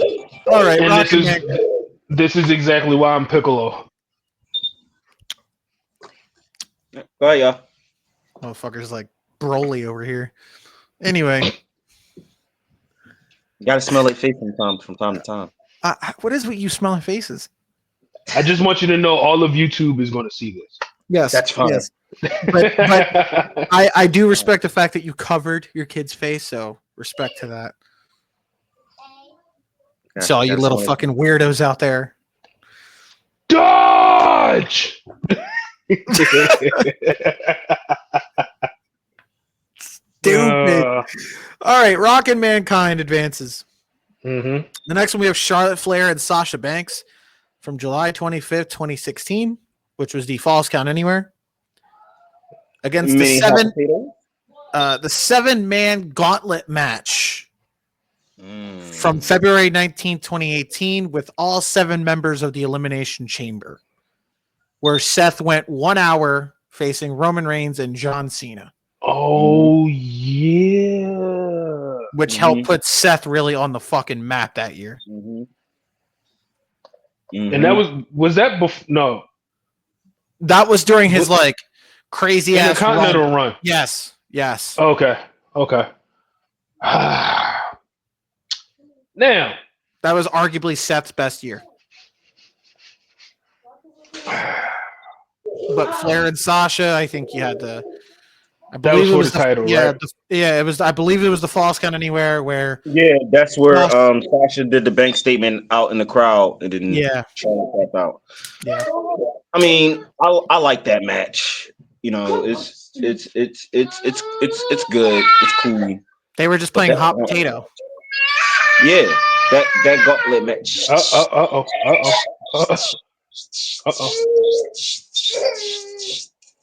You might have to go sniff a face. He's turning Super Saiyan. Justice for Gohan. Anyway, the Flair and Sasha thing, they were playing flip flop. They were playing hot potato. It was a good moment because I think it was in Boston that night, right? Yeah, it was a good moment for Sasha. Cool. The 7-man gauntlet. put Seth on the fucking map. Yep. So, but I'm not voting for Sasha Stanks. yeah, we're gonna go 7 So man we're gonna gauntlet. go with the gauntlet. Yep. The next one triggers a lot of people. Rey Here we go. Mysterio and John Cena from July 25th, 2011. Triggered against the four-way ladder match on October 25th, 2021 with Seth Rollins, Kevin Owens, Rey Mysterio, and Finn Balor. And I was there live for that. Moving along. Listen. Oh, not enough said. Okay. Now, before we move the fuck along, Uh-oh. why would y'all put the fucking title on Ray just to Because story. fuck the story? This was Why one of would them y'all- times where Vince was a miss. Y'all, the Bro. only thing that made motherfuckers somewhat be like, all right, it's because Punk came Bro. back. Other than that, Bro. But here's the thing. You would have Bro. Punk come back and still beat Ray at SummerSlam. I I'm would've fine been- with that. But here's the thing. What's the story? Fuck John Cena, man. Exactly. All right. Hey. Not that John Cena, the John Cena in 2011. That wasn't his fault. That's Vince's fault. Exactly. That's what I'm saying. Fuck John Cena. I was mean, just doing Vince his is already job. fucked. Vince is already fucked. Yeah. Unknowingly. Four-way ladder match. The next one we have Cena and Sami Zayn from May 4th, 2015, which was the US Open He Challenge. popped his shoulder. Hey, he popped the shoulder and gave you a 20-minute banger right after that. Yeah, he did. Against Charlotte Flair and Bayley from February 13th, 2017. Yamala. Tell you. Yeah, man. No, I'm gonna give it to Cena and Sammy. Sammy. With the Bret Hart introduction and everything, fuck yeah. He got the pop of a lifetime on that one. They were in Toronto. Or no, Montreal. Yep. Mm-hmm. In his It's either hometown. Montreal or Toronto. Yeah. It was Montreal. It was Sammy's hometown. Montreal. Oh, you got that burger queef. Okay. Oh no, I got that in my Burger King cup. Oh. Good man. Yeah, I ain't feel like throwing away the cup. I'm just I watching just it. finished that, so I need another one. And if you're watching, Liquid Death, sponsor us, Sprite, baby. bitch. Fuck you. Try drinking a Sprite without burping. I can't do that shit. I tried. I can't do that shit. That shit hurts That my shit hurt. stomach. That shit hurt. I did That it shit once. hurts. I did it once. I regret it. Yep. I ain't doing it again. Fuck no. Mm-hmm. Mm-mm. Next, we have Trish and Lita, first Raw Women's Main Event against AJ Styles and Rey Mysterio from November 25th, 2019 for the United States Championship. Give it to the ladies. Yes, Mhm. they need Give a it to the win. ladies. Mhm. The That's when she broke her neck, right? When Lita did that suicide dive, yes. And she broke it. Yeah, that shit was. Oh my god, that shit was nasty. I think she I don't know if she overshot it or Trish just didn't catch her. No, she A said she little bit of overshot. both. She overshot it, right? I feel like it was a little bit of both. No, Lita even confirmed it. She said she overshot that shit. No, I get that. I'm saying it was a little bit of both because Trish tried to catch her, but she was speeding through the air. Mm-hmm. That's what I'm saying. Like Lita, I think overshot it to a point where she hit that fucking barricade, and it was like, oh, And it, she folded. Oh she god, scorpioned herself, bro. folded. Damn. Wonder if she was God like that with bless. Matt Hardy. So Oh no, Trish and Lita moving along. Oh no. She was getting a little rated R action. She was getting some cope time. Cope with it. Drew and Sheamus, Banger. banger out of nowhere, on March 1st, 2021, which was still the Mhm. pandemic era. Yep. Against Owen Hart and British Bulldog from March 3rd, 1997. One time for Owen. That's my vote. You're going 0-2? Why not? I mean, Drew and Sheamus had better matches, but yeah. Yeah. They've had plenty of bangers. That's enough. It's one of those things where, like, that's another definition of best friends working well together. So, yes. Mm-hmm. Asuka and Becky from July 4th, 2022 in, I think it was a no holds barred match or last woman. It was one of those matches, but I was there in person. I remember. Second row on the behind the cameras against HBK and Shelton Benjamin. Oh my 2nd, God. 2005. Move on. HBK Shelton, move on. Who the fuck is topping that Sweet Chin music? That Sweet Chin music was fucking everything. Me. Ah. You know who's topping it? Do you know who really wants to top that? You know who's topping that? Oh. Moving along, we have Edge and Edge and Damian Priest from August 22nd, 2022. Bisexual Undertaker. Oh God, why? Serving cunt against Jeff Hardy and Johnny Nitro from Wait, no, what you mean? Why? Did you not see how he was at Mania? Let that man live. Let the man live. He got one of the hottest NXT superstars of all time. Who? He's got what's the Caden Carter? Oh, Caden Carter. Yeah. My guy. My guy. My guy. You're like, I want to fucking fight him, but whatever. Low key, whoop your ass, dude. I said this once and I'm gonna say it again. I will die with a check in hand.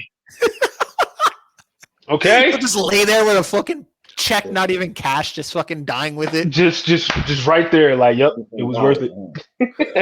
Meanwhile, your family members are gonna be like, we could take that check, but we No, can't. because I'm gonna have a death grip on it.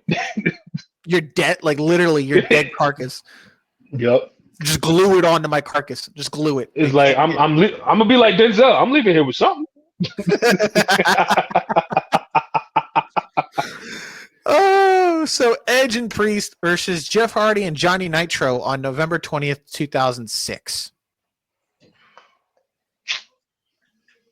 I'm gonna go with Jeff and Nitro. Oh yeah, this was before the kayfabe thing. Yeah. Are you good? Are you're contemplating? Are you going Was for that the Intercontinental Championship one? Yes, it was. All right. Oh, also another snub from this list, I'm sorry, is Jeff Hardy versus Carlito, which was a ladder match. Was Snub it really it. a snub? It was a decent match. It was a decent match, but was it really a snub? True. That's right. Moving along, we have CM Punk and Daniel Bryan on February 27, 2012 against The Miz and John Morrison from January 4th, 2011, which was for, I believe, the WWE title. I give it to Miz and Morrison. I ain't gonna hold you. Miz and Johnny Morrison thought, had me thinking he was going to take that belt off of Miz. I ain't going to hold it. Yeah, no. Because I remember he almost took it twice. Mm-hmm. Twice, yeah. Which I would have been. That triple threat match he had. The triple threat match with him, Cena, and Miz in there. He almost took that joint. Yeah, when he did the joint off the top of the set, I think it was. We're gonna include this, even though we haven't had a special episode for it yet. I don't think John Morrison should have been considered as a world champ. I don't think he's world champ material. In any promotion or just WWE? In WWE. Okay. They pushed him to that limit. They wanted him there. I don't think he was ready to be world champ. I feel like in WWE he's mid-Carter for life. Like, don't get me wrong, he has the look, he has the charisma, he can entertain a crowd. Cool. I don't think he was WWE Yeah, champion. because you know what? Because I'm glad you said that because I didn't even see him as world champ when he was in ECW. But he played it off, which was fine. But at the same time, if you're giving him the WWE title or world title, I feel like that's a ratings killer. I mean, I would see it as he would get the title the same way they gave it to Mick, but in reverse because he's a heel. Now, if they do it as a baby face because he was a face at the time, then yeah, He would have I been. give it to Mick. He would have been transitional. Yeah, like that's. I don't see him as like a mainstay champion. He's a Like transition. if Morrison did win the title, I can see him holding it as long as Jey Uso won the Intercontinental title. Yeah, losing it in 2 weeks. Probably shorter than that. I wouldn't.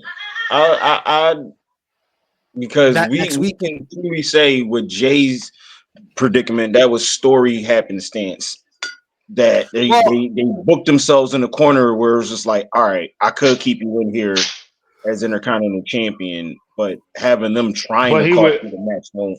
I was about to say because he would outshine everybody in the match. But to be fair, I would put actually no. Now that you said that, I would make John Morrison's title reign like Christian's first world title reign. There you go. In storyline, in kayfabe, it was 5 days, but in reality, it was 2 days. Yeah. So yeah, I would have him win it that Raw, lose it that SmackDown. Boom. That would have been hilarious, but give it back to the Miz. Yeah.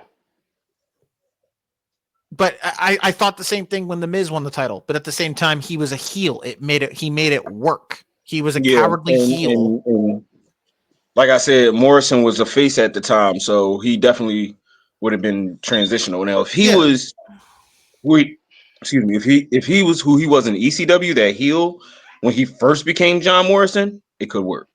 Could have. You can hate me now. But you can hate probably me not as long as Miz had it. I'll say he still will be a transitional champion. He'll probably have it for like a month or two. But that's the thing. Like John Morrison's a floater. He's a forever mid-carder, but now he's at a point where he's just floating in every promotion wherever he goes. Mm-hmm. Like, don't get me wrong, I loved his work when he did Eminem and then transitioned into John Morrison. I loved that fucking work. That was incredible. Mm-hmm. His best work after that was Lucha Underground. I'm sorry. After that, Johnny Impact, Johnny Mundo. Then you went to fucking Johnny Elite, Johnny Rampage, Johnny TV, all these fucking Johnny nicknames, and it's like now you're in a fucking stable with Maximum Male Models. Like, I'm sorry, I'm not digging that. And then he boxes Johnny here and Mundo. there, and it's like I'm at a point where Morrison's washed at this point. Like, yeah, he also makes too many mistakes in the ring now. So I'm sorry. Like, don't get me wrong. I was a fan of Morrison, but seeing him now, whatever. That's what you want to do. That's what happens when you lose Melina.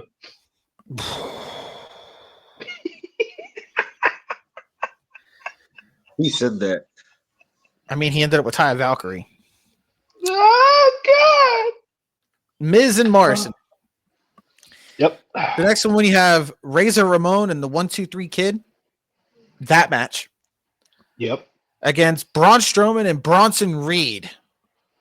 Last monster standing. Razor and 1-2-3. Move on. That's what you're picking? Okay. Not last monster standing? That wasn't a bad match. It wasn't, but Razor Ramon and okay. All right, first round's out in the books. Now we get to our special time speed round until we hit a speed bump. No cocaine. Come on, Whitney. All right, let me find Tony Khan real quick. See where he's at. Anyway, dear God. hey Snowman, where you at? the Snowman. Tony Khan, Frosty the Snowman. The first round and the second match, or in the second round, the first matchup in the second round. I'm getting tongue twisted because I'm thinking about Frosty the Snowman. Oh Lord. Triple H and HBK, Christian and RVD. Triple H, HBK. Ribbon H. Move it. Taker and Jeff, Aleister Black and Buddy Murphy. I'm picking Alistair and Buddy. I'm sorry. That's too much of a banger for me. I'm sorry. Make yourself famous, kid. Listen, I'm not mad at it. Not mad at Yeah, it. I can't go against that. I gotta go Tigger and Jeff as well. Make yourself famous, kid. TLC 4, Punk and Cena. You know what I'm picking. It's Punk and Cena. Paw Driver. Battle of the Triple Threats. Wow. Big E, Lashley, and Roman. RVD, Cena, Edge. Big E, Roman, and Lashley.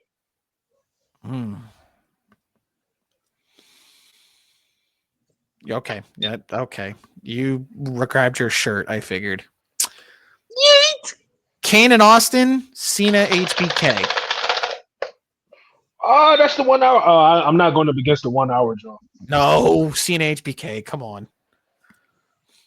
I'm not going against that 1 hour one. All I'm gonna say is Shawn Michaels get thrown to the corner. He turned upside down, inside out. Cena picked him up for the FU. Oh, he's gonna do it, JR. Shawn, oh, he lands on his feet. Sweet chat music. 1, 2, 3. Come on. Come on. They had Finishes in Raw history in terms of sequence. Like that sequence will forever be fucking goated. What's funny is that they had that hour-long match because whatever they had planned at that time got cut. Yep. Edge and Orton. Yeah. I think one of them got hurt. Or I think one of them didn't make the show. It was something to that effect, and they also had a women's segment too. And it was like 2 minutes. But like with Edge and Orton, yeah. There's also a story out there that Vince got so intrigued that he noticed the time went over and he was just like, I don't care, they going. They going. Like, yeah, because this was after Edge and Orton had split. Yeah, this was the Cena and HBK was the WrestleMania rematch. And this was yeah, they had Edge and Orton planned, but I think one of them got hurt. I think it was Orton. And he was hurt or sick because he was there. I think he got hurt. I think he got hurt because he came. It was 2006, or yeah, was it 2006 or 2007? No, it was 2007. It was 2007. Orton got hurt, and then he came back. I think he came back later that year, but like, they cut that and they just gave Cena and HBK an hour. They were like, go. They say it's an hour. Technically, it's like 40 plus minutes because of commercials, but it was an hour. Yeah. Cena and HBK. The Rock and Hurricane against Foley and Funk. Rock and Hurricane. Seriously? Okay. The three-way tag with RK Bro, Alpha Academy, and Seth and Kevin Owens against Triple H and Y2J. And you can't say the crowd because they popped for both. Yeah, I know. I know. That moonsault RKO was a thing of fucking beauty, though. It was. The way he like flowed right into it, it was just like, oh, I busted 2 nuts. Give it to the three-way tag. Yeah, that's good. I'll take that.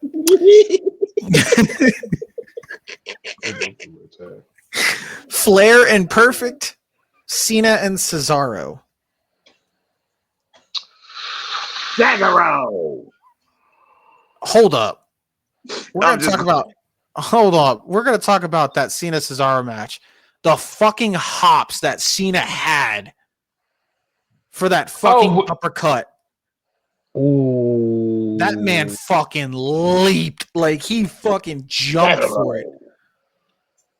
Like, I did not know Cena had fucking hops like that. Yeah, I'm glad he Yeah, got rid of that hop. springboard stunner too.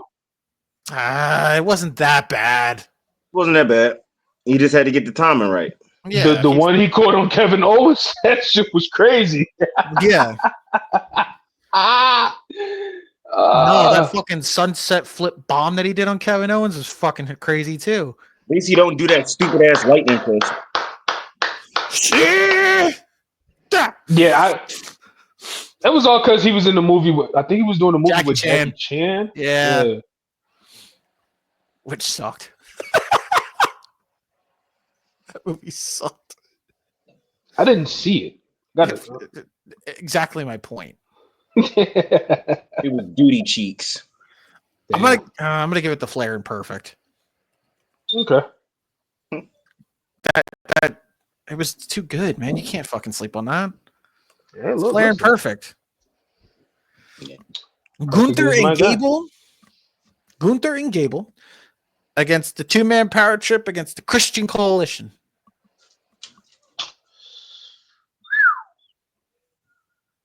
Do I want to go real graps or real quad? Yeah. No. I gotta give it to the 2-man power trip. Yeah, only he's finished after tearing his quad. Kevin Nash can't do that.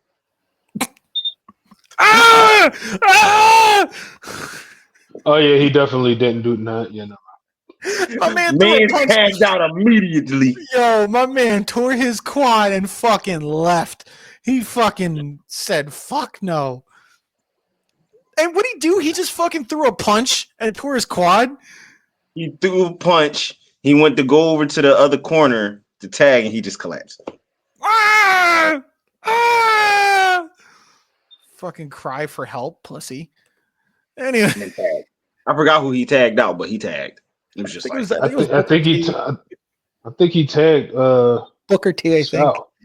Was it Booker? He tagged Was it somebody. Booker T or Scott Steiner? It was one of them. Thought it was Scott Hall. Was it Scott? No. It was No. like in his 03 run. When No, he tore his quad. He tore his quad in 02. Because remember, he came back before Backlash. Yeah, and he had the fucking short hair. No, No, but I could have sworn he. No, he tore his quad in 02. yeah, he tore his came quad in back- 02. He 'Cause he came was with back, the NWO. right, and he came back while Triple H and Shawn Michaels was feuding in 03. Hold on. Then he went to the short hair for SummerSlam, and that's when he did. Because he was doing the Punisher. So I think he was doing the Punisher first, and then No, it was. Oh, wait, no. There's two different times he did it. Oh no, you're right. Yep.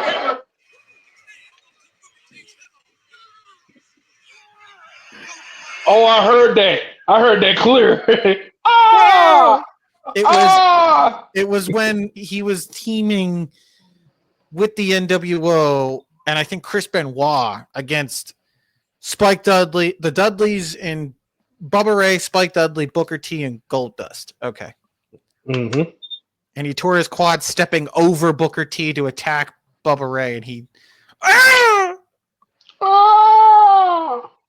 So tag match, moving along. Yep. Bret Hart and 1-2-3 Kid against the Shield and the Wyatts. Shield and the Wyatts. Yep.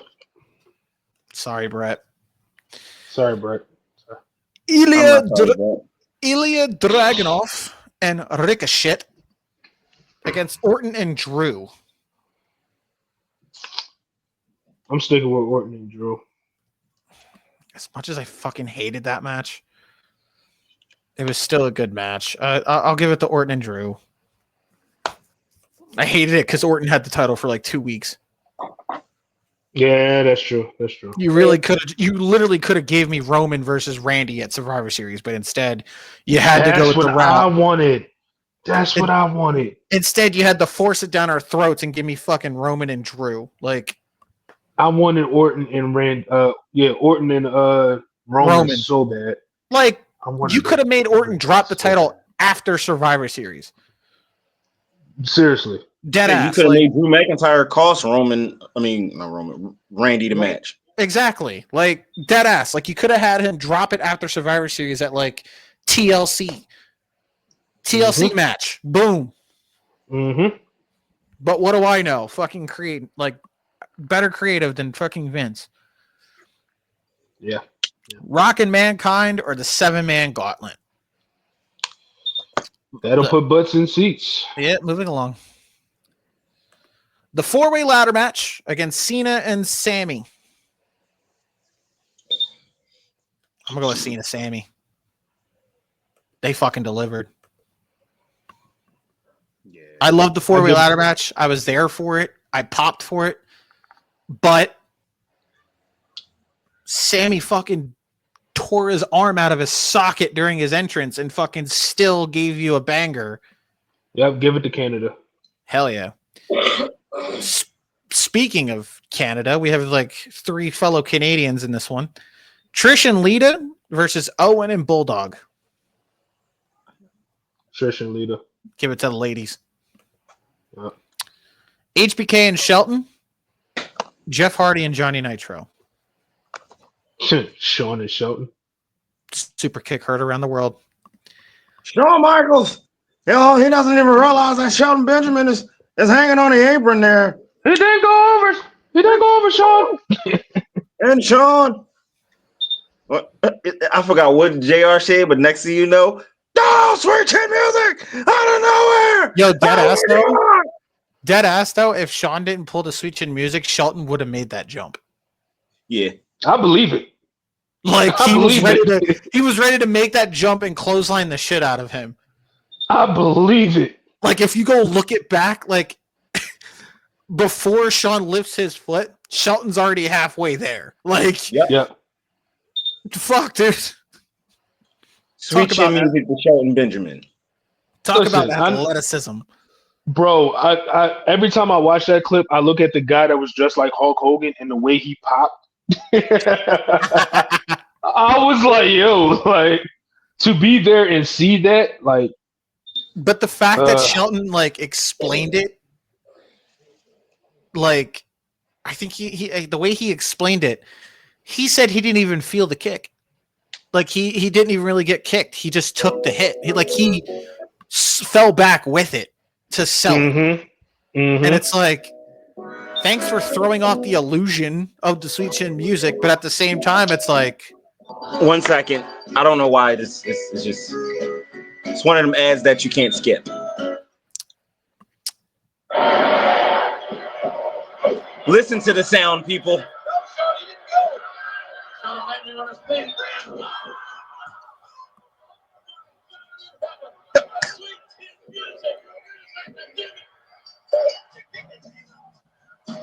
Yeah, I see what you're talking about, Noel. I see what you're talking about. Boy, that looked like Hogan was just like, he popped hard. He said, "Oh, good God in heaven, sweet chin music is academic." Look, I was a kid watching that shit. I fucking popped. And I was like, look, I don't give a shit what anybody says. We've all done this as a kid. We wrestled with our pillows. We've done it. Hell yeah. I literally popped after that and I wrestled my pillow and I did that. I threw the pillow up and I fucking kicked it. Yes. Like, listen, y'all youngsters don't understand. Y'all don't understand. Y'all don't understand. That super kick was everything. And then we got that. We got a good treat because in the same year, months like, let's see, May, June, July, August, September, October. 6 months later, we get the same thing, but it's a different person. It's Ray. I ain't gonna lie. On SmackDown. And Ray got that shit all in the jaw. Yep. All in the jaw. I ain't gonna lie. Got that man Ray at Survivor Series. I recreated the Shawn Michaels and HBK ladder match. You mean the Shawn my and Razor? Shawn and Razor, whatever. The ladder match because my mom had I want to say it was like a 4-foot ladder. Yeah, like the step ladder type things. Yeah. And I did the HBK spot when he rode the ladder. I did that. I was like, yeah, never doing that again. Fucked everything up. I remember being on top of my couch and like the pillow was on like, you remember my basement. It was like before I ripped off the carpet, it was still that carpet. So I was on the couch and I tried to do the Superfly splash. But the thing is, you remember how low my fucking ceiling is? Yeah, that wasn't gonna work out. My head was like, dunk. I was like, ah! I was crying like a whole bitch. I was like, I'll go even better. So on my old block on 57th Street, I would go down the street to my friend Brandon's house. Yeah. And we would just be fucking around upstairs, playing around because his mom built him this type of bunk bed where he had a bed on top, but he had like a little cubby on the bottom where his TV and all that could sit. So he would be like, yo, that fucking jump for WrestleMania was crazy. I'm about to do it. I was like, fuck it, let's go. So we would set up all these pillows as tables, and he would take his ladder that he jump up, to climb up on the bed. So he going through it. I was like, man, y'all bitching. I'm about to hit a good ass swanton. Get up there, hit a perfect swanton. So what made it funny was he was like, all right, fuck doing it on the bed because it's secure. I'm gonna put the ladder on the motherfucking closet door. Wait, hold on. That ain't too secure. I was like, fuck it, I ain't no bitch. Go up there. And at the time I was dating this girl named Brittany, and my dumb ass decided to go, for Brittany! When I say I went through the pillows in Scorpion. Oh, you heard me. I was like,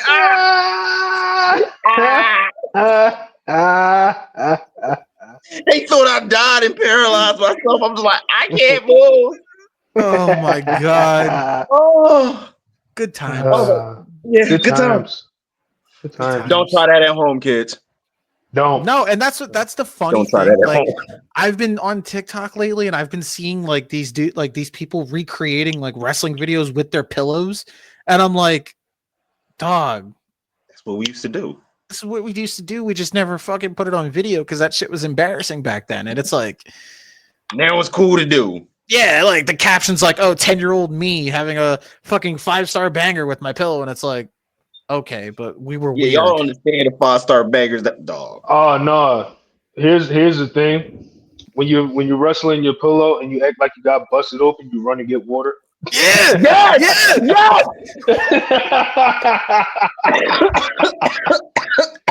Bro, no, dead ass. Like, I even thought like one time, like it wasn't even water. I got like a fucking red marker and I colored myself just to make it seem like I was fucking bleeding. And I'm like, oh fuck, like, dog. These kids. The pillow hit me with a mean DDT. Listen, I ain't kidding. I sold the shit. I sold everything. I was like, bad. And all. Shit, my pillow hit me with a German. Wild. I got fucking judged for that in grade school, and now look at them. Now it's cool. So now I just gotta say, everybody who did the judging and out there doing it now, fuck you. It's cool now. Man, right. Fuck off. I did it first. So anyway. The next one, the last matchup of the second round, I feel like it's going to be unanimous. Miz and Morrison, Razor Ramon, and 1-2-3 Kid. All right, Razor and 1-2-3. Let's go. You know what's funny?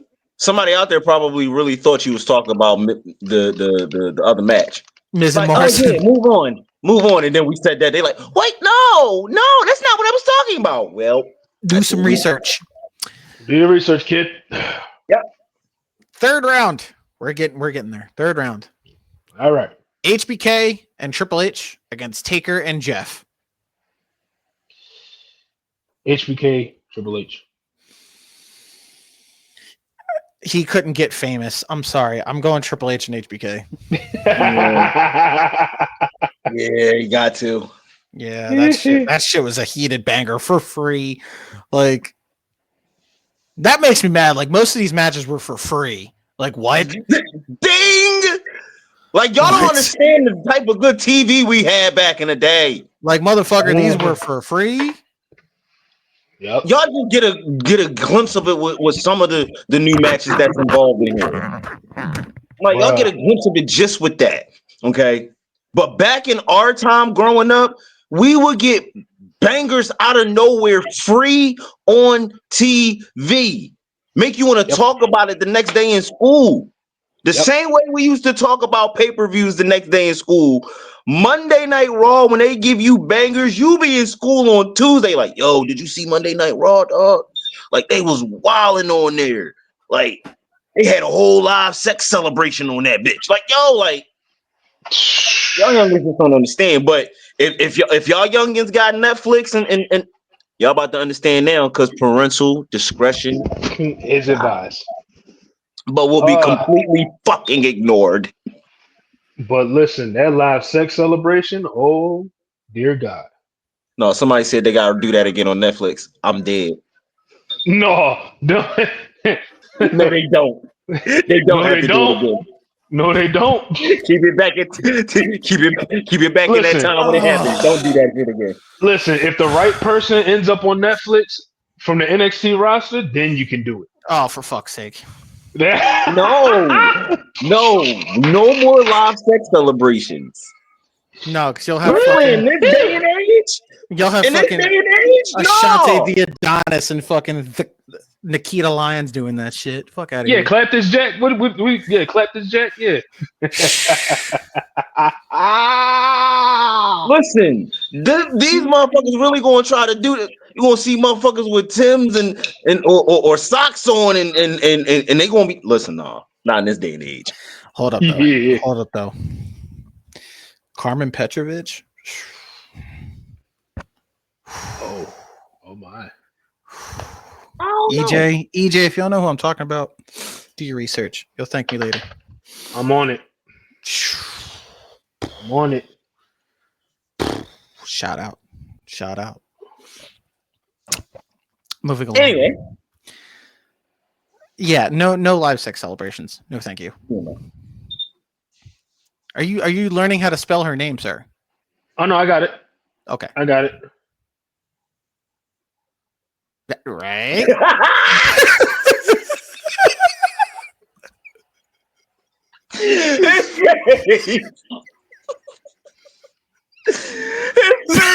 You can see the automatic change. It just went from searching to. You good? Damn!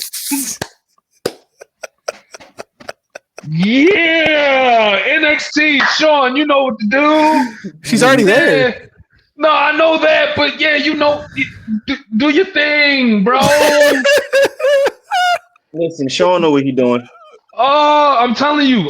Listen, Sean, for the last and final time, NXT, BET, make it happen. Just without Tyler Perry. Please. I think you just want more Jada Parker. That's No. Listen. Shawn Michaels thus far has proved that he's black on the low. HBK is the original Shawn Raheem Michaels, okay? Shawn Raheem Michaels go diabolical. It's over. It's over. Diabolical. It's over. Check his IG feed. Bro. Yo. For you to be Shawn Michaels and get Sexy Red on NXT, you gotta be black, my guy. You gotta be. You got. God damn! You see the vision. Oh my god! He sees the vision. I can't with this man. I'm saying. That's because he had the hottest Nitro girl like for a wife, and she was a thick motherfucker. Still has her. Damn. How about that? Sean is married to a Nitro girl. Booker's married to a Nitro girl. Oh shit! I forgot Sharmell. Uh-huh. Oh Yeah, y'all forgot about that, huh? God. Yeah, Charmel's a Nitro girl. Oh no, DDP had one too, but yeah, Yep. we ain't gonna That talk was about he's that. not- still married to her. I think he still is. Yeah. No, he's not. No, he's not. Mm-mm. He's not. They Dang. divorced about like I want to say it was after Nitro went out of business. Oh, and then he remarried then to someone else. Yeah, Wild. But yes, you see the Yeah. vision. Thank you. I said, God bless. Yes. Thank you. Shout out to her. HBK Triple H advances. The next one we have Punk and Cena against Big E, Bobby Lashley, and Roman Reigns. Power driver. Shit. You sticking to the power driver, right? I'm sticking to power driver. I want to give it to the triple threat. You shut your filthy whore mouth. I mean, I know it's going to lose, but I just want to give it some love. Punk and Cena, man. You no, stop. You better not go with the triple threat, Jew. I swear to fucking dick. He's oh shit. You're an Can I change my ass. vote? Thank you. I was literally I about had to to give him crash that the heart fuck attack. out. Listen. You know I'm a Roman fan. Triple threat match is everything, but Punk, Cena, power driver. Enough said. Okay. Like I was ready to crash the fuck out and throw this laptop if you were gonna not pick that. I was gonna be like, show's over, fuck off. It's just go home. I was going to sacrifice my vote for you, so you know. Fuck, man. Cena, Punk and Cena. The next one's okay. Moving along, Cena HBK. Yeah, moving along. Okay. What? All The right. Rock and Hurricane's not gonna beat that match. It's not. It's Okay. Not. It's not. 3-way tag against Flair and Perfect. 3-way tag.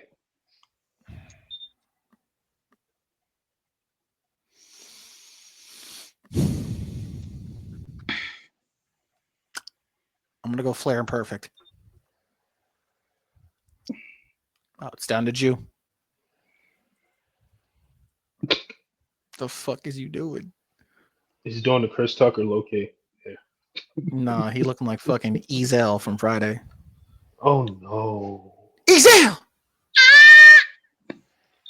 Smokey taking a shit, y'all. Flair. Yeah, all right. Okay. Mhm. The tag match with two-man power trip and Benoit and Jericho, or the Shield and the Wyatts. Mm. 2-man power trip. Yeah, I'll leave it. You picked Shield Wyatts? Mhm. Fuck. The Canadian Coalition. Fuck.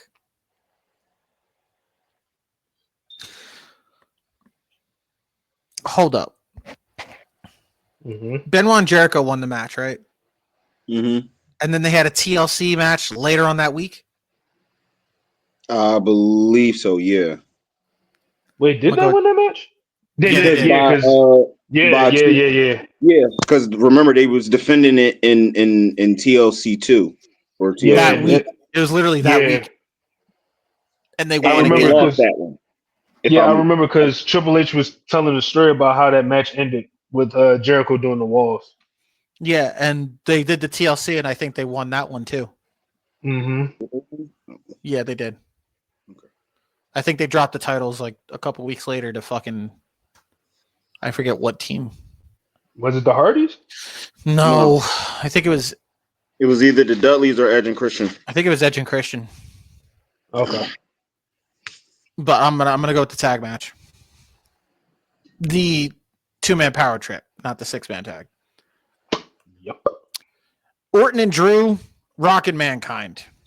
Asses and seats. There you go. Cena and Sammy, Trish and Lita. Got to give it to the women. Oh, it's time to rock and roll. Yeah, because that was their first ever women's main event, right? Yes, it was. Yep. And it delivered. Give it to the ladies. Two women that were literally every guy's crush.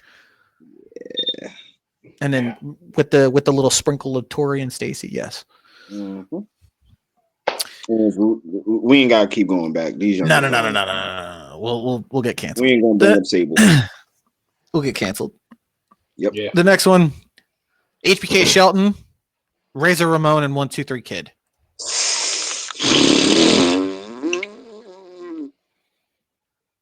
My God in heaven, sweet chin music is academic. I'm sticking with that. Shelton and Shelton? HBK. All right. Good God in heaven. Final 8. Fuck. HBK and Triple H, Punk and Cena. Pile driver. You're picking that one. Fucking pile driver. I'm picking HBK and Triple H. Well, you have titties.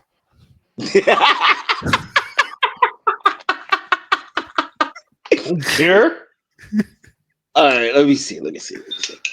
Jew, come on, dude. Pile driver. Because I do want to pick the power driver, but that Shawn and Triple H match, I thought, how can Yeah, we but they've argue had with it? plenty.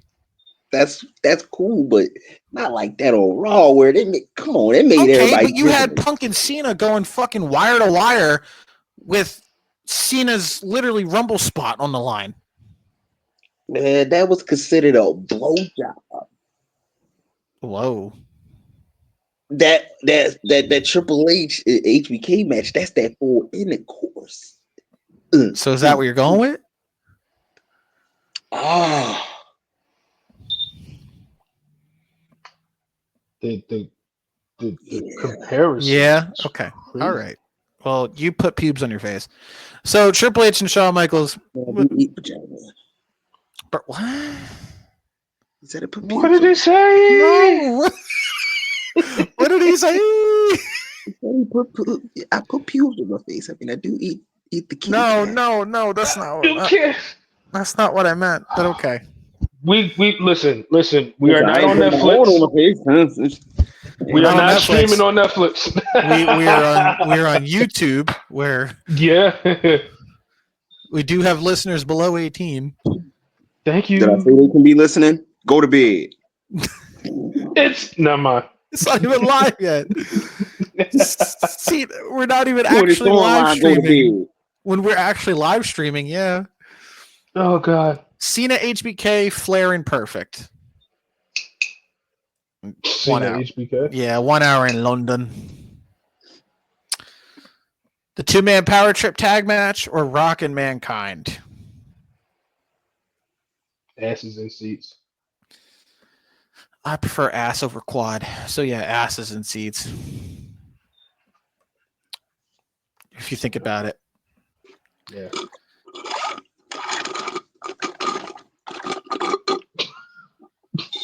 You slurping hard as shit, dog. You thirsty? Imagine people listening on Spotify was like, "Is he taking a shit right now?" Yeah. Taking a piss? Shit. It's one rocky My piss. God. Trish and Lita or HBK and Shelton? Oh, Oh, goddamn. Sorry, ladies. No, fuck you. I'm giving it to the women. Well, Look, that's the first ever women's main event. You got to give it to him. well, Well, what? Shawn Michaels is in fucking the Final Four 2 times. He can skip by. He's fine.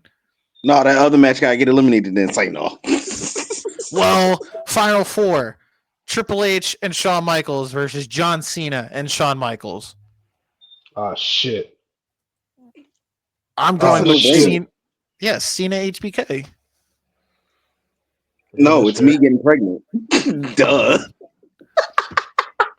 It's like, no. Like I said, New Year, same us. Yeah. A lot of things have changed, but not me. Yep. Yep. And another sus moment from our boy Juju.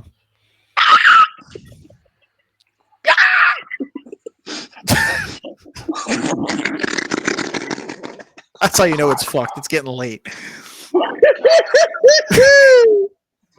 God. Cena HBK.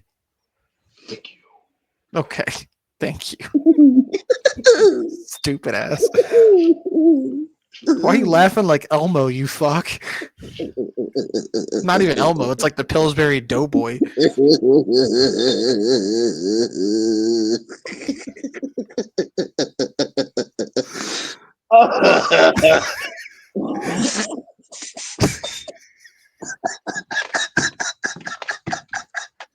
Why the fuck am I laughing so much? Oh god! And then this man just went dark.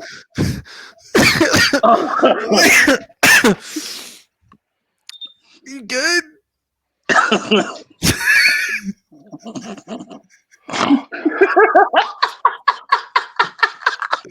Oh man, literally has the giggles. You good? Oh good. No, You got the No, giggles he like the ain't wiggles. good. What the fuck you doing? no, he ain't good, You man. got the giggle wiggle. Oh God. You good now? You can breathe? Eh. What the fuck is wrong with you? Okay, back to our programming. While you're doing that, Rocket Mankind, Trish, and Lita.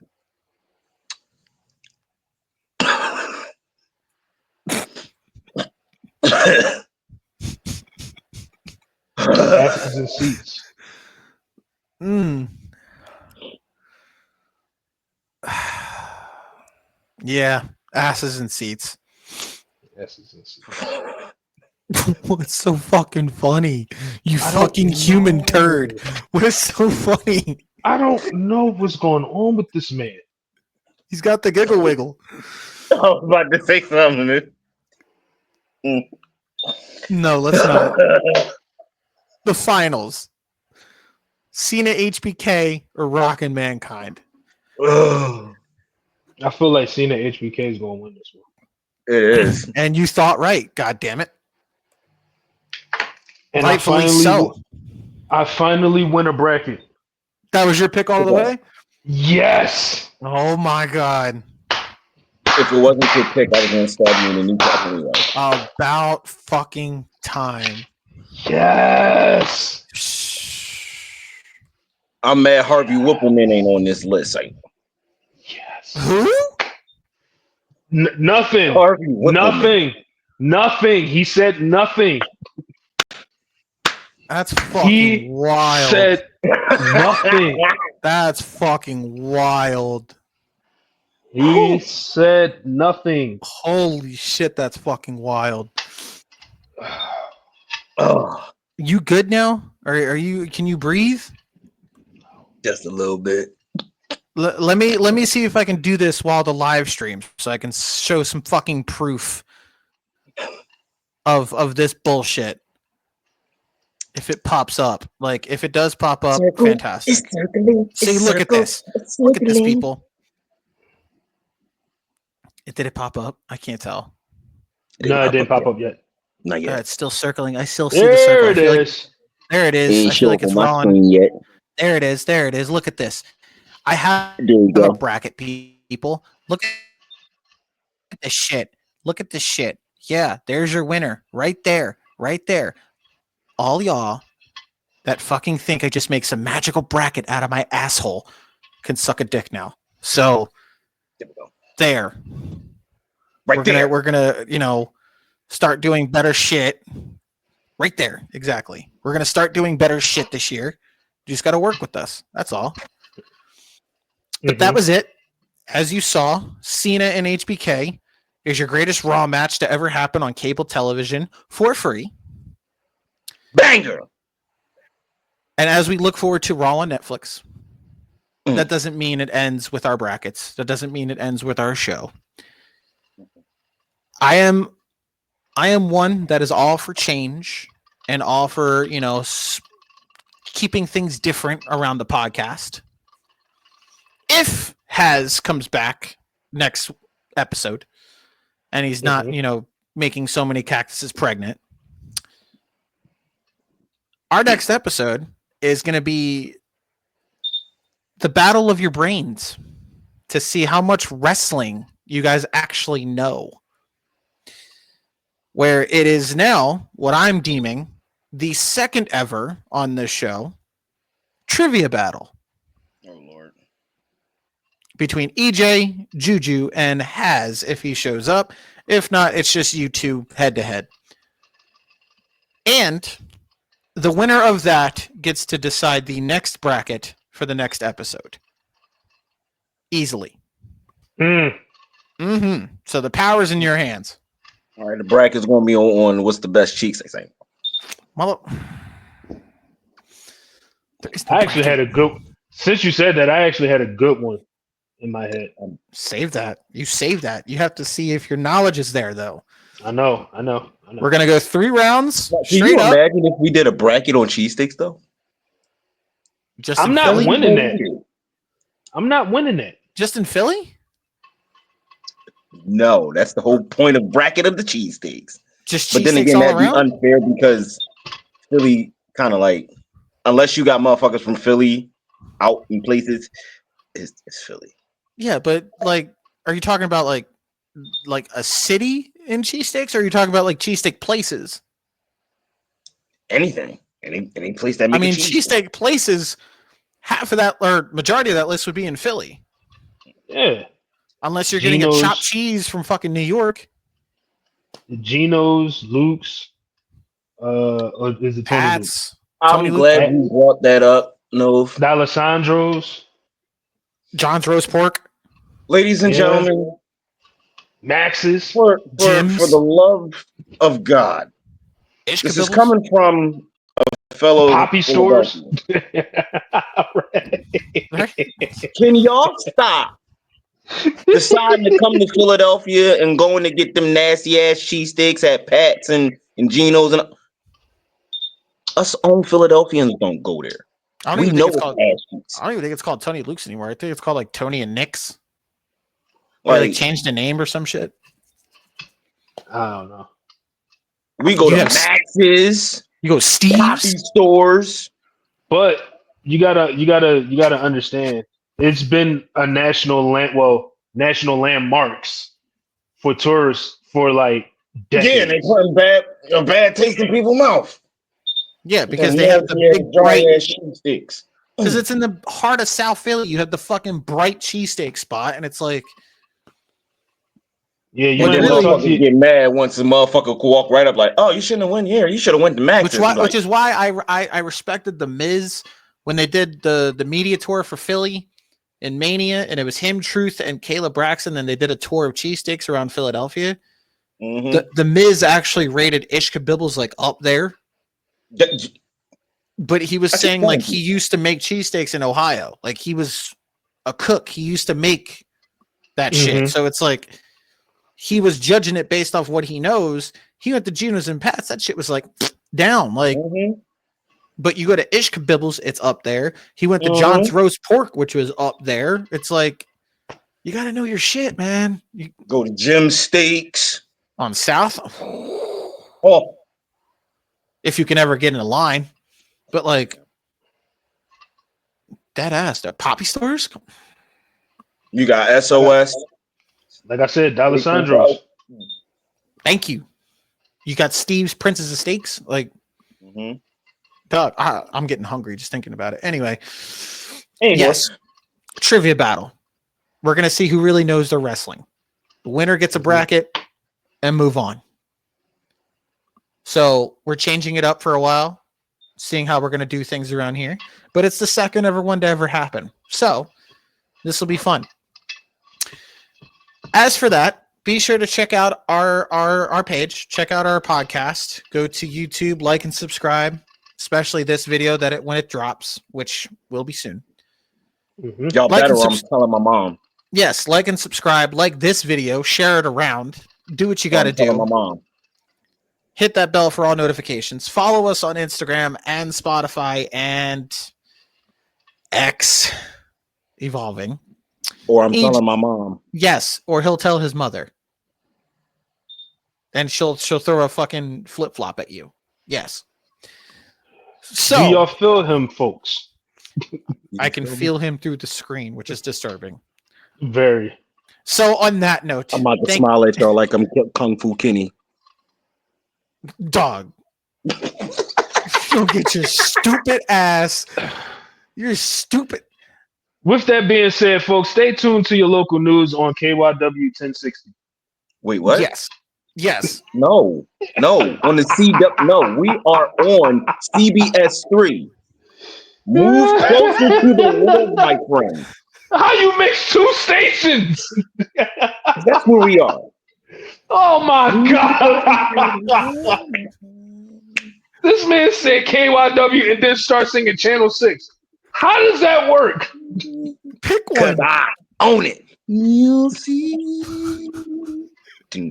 Meanwhile, I will stick to PBS. All right.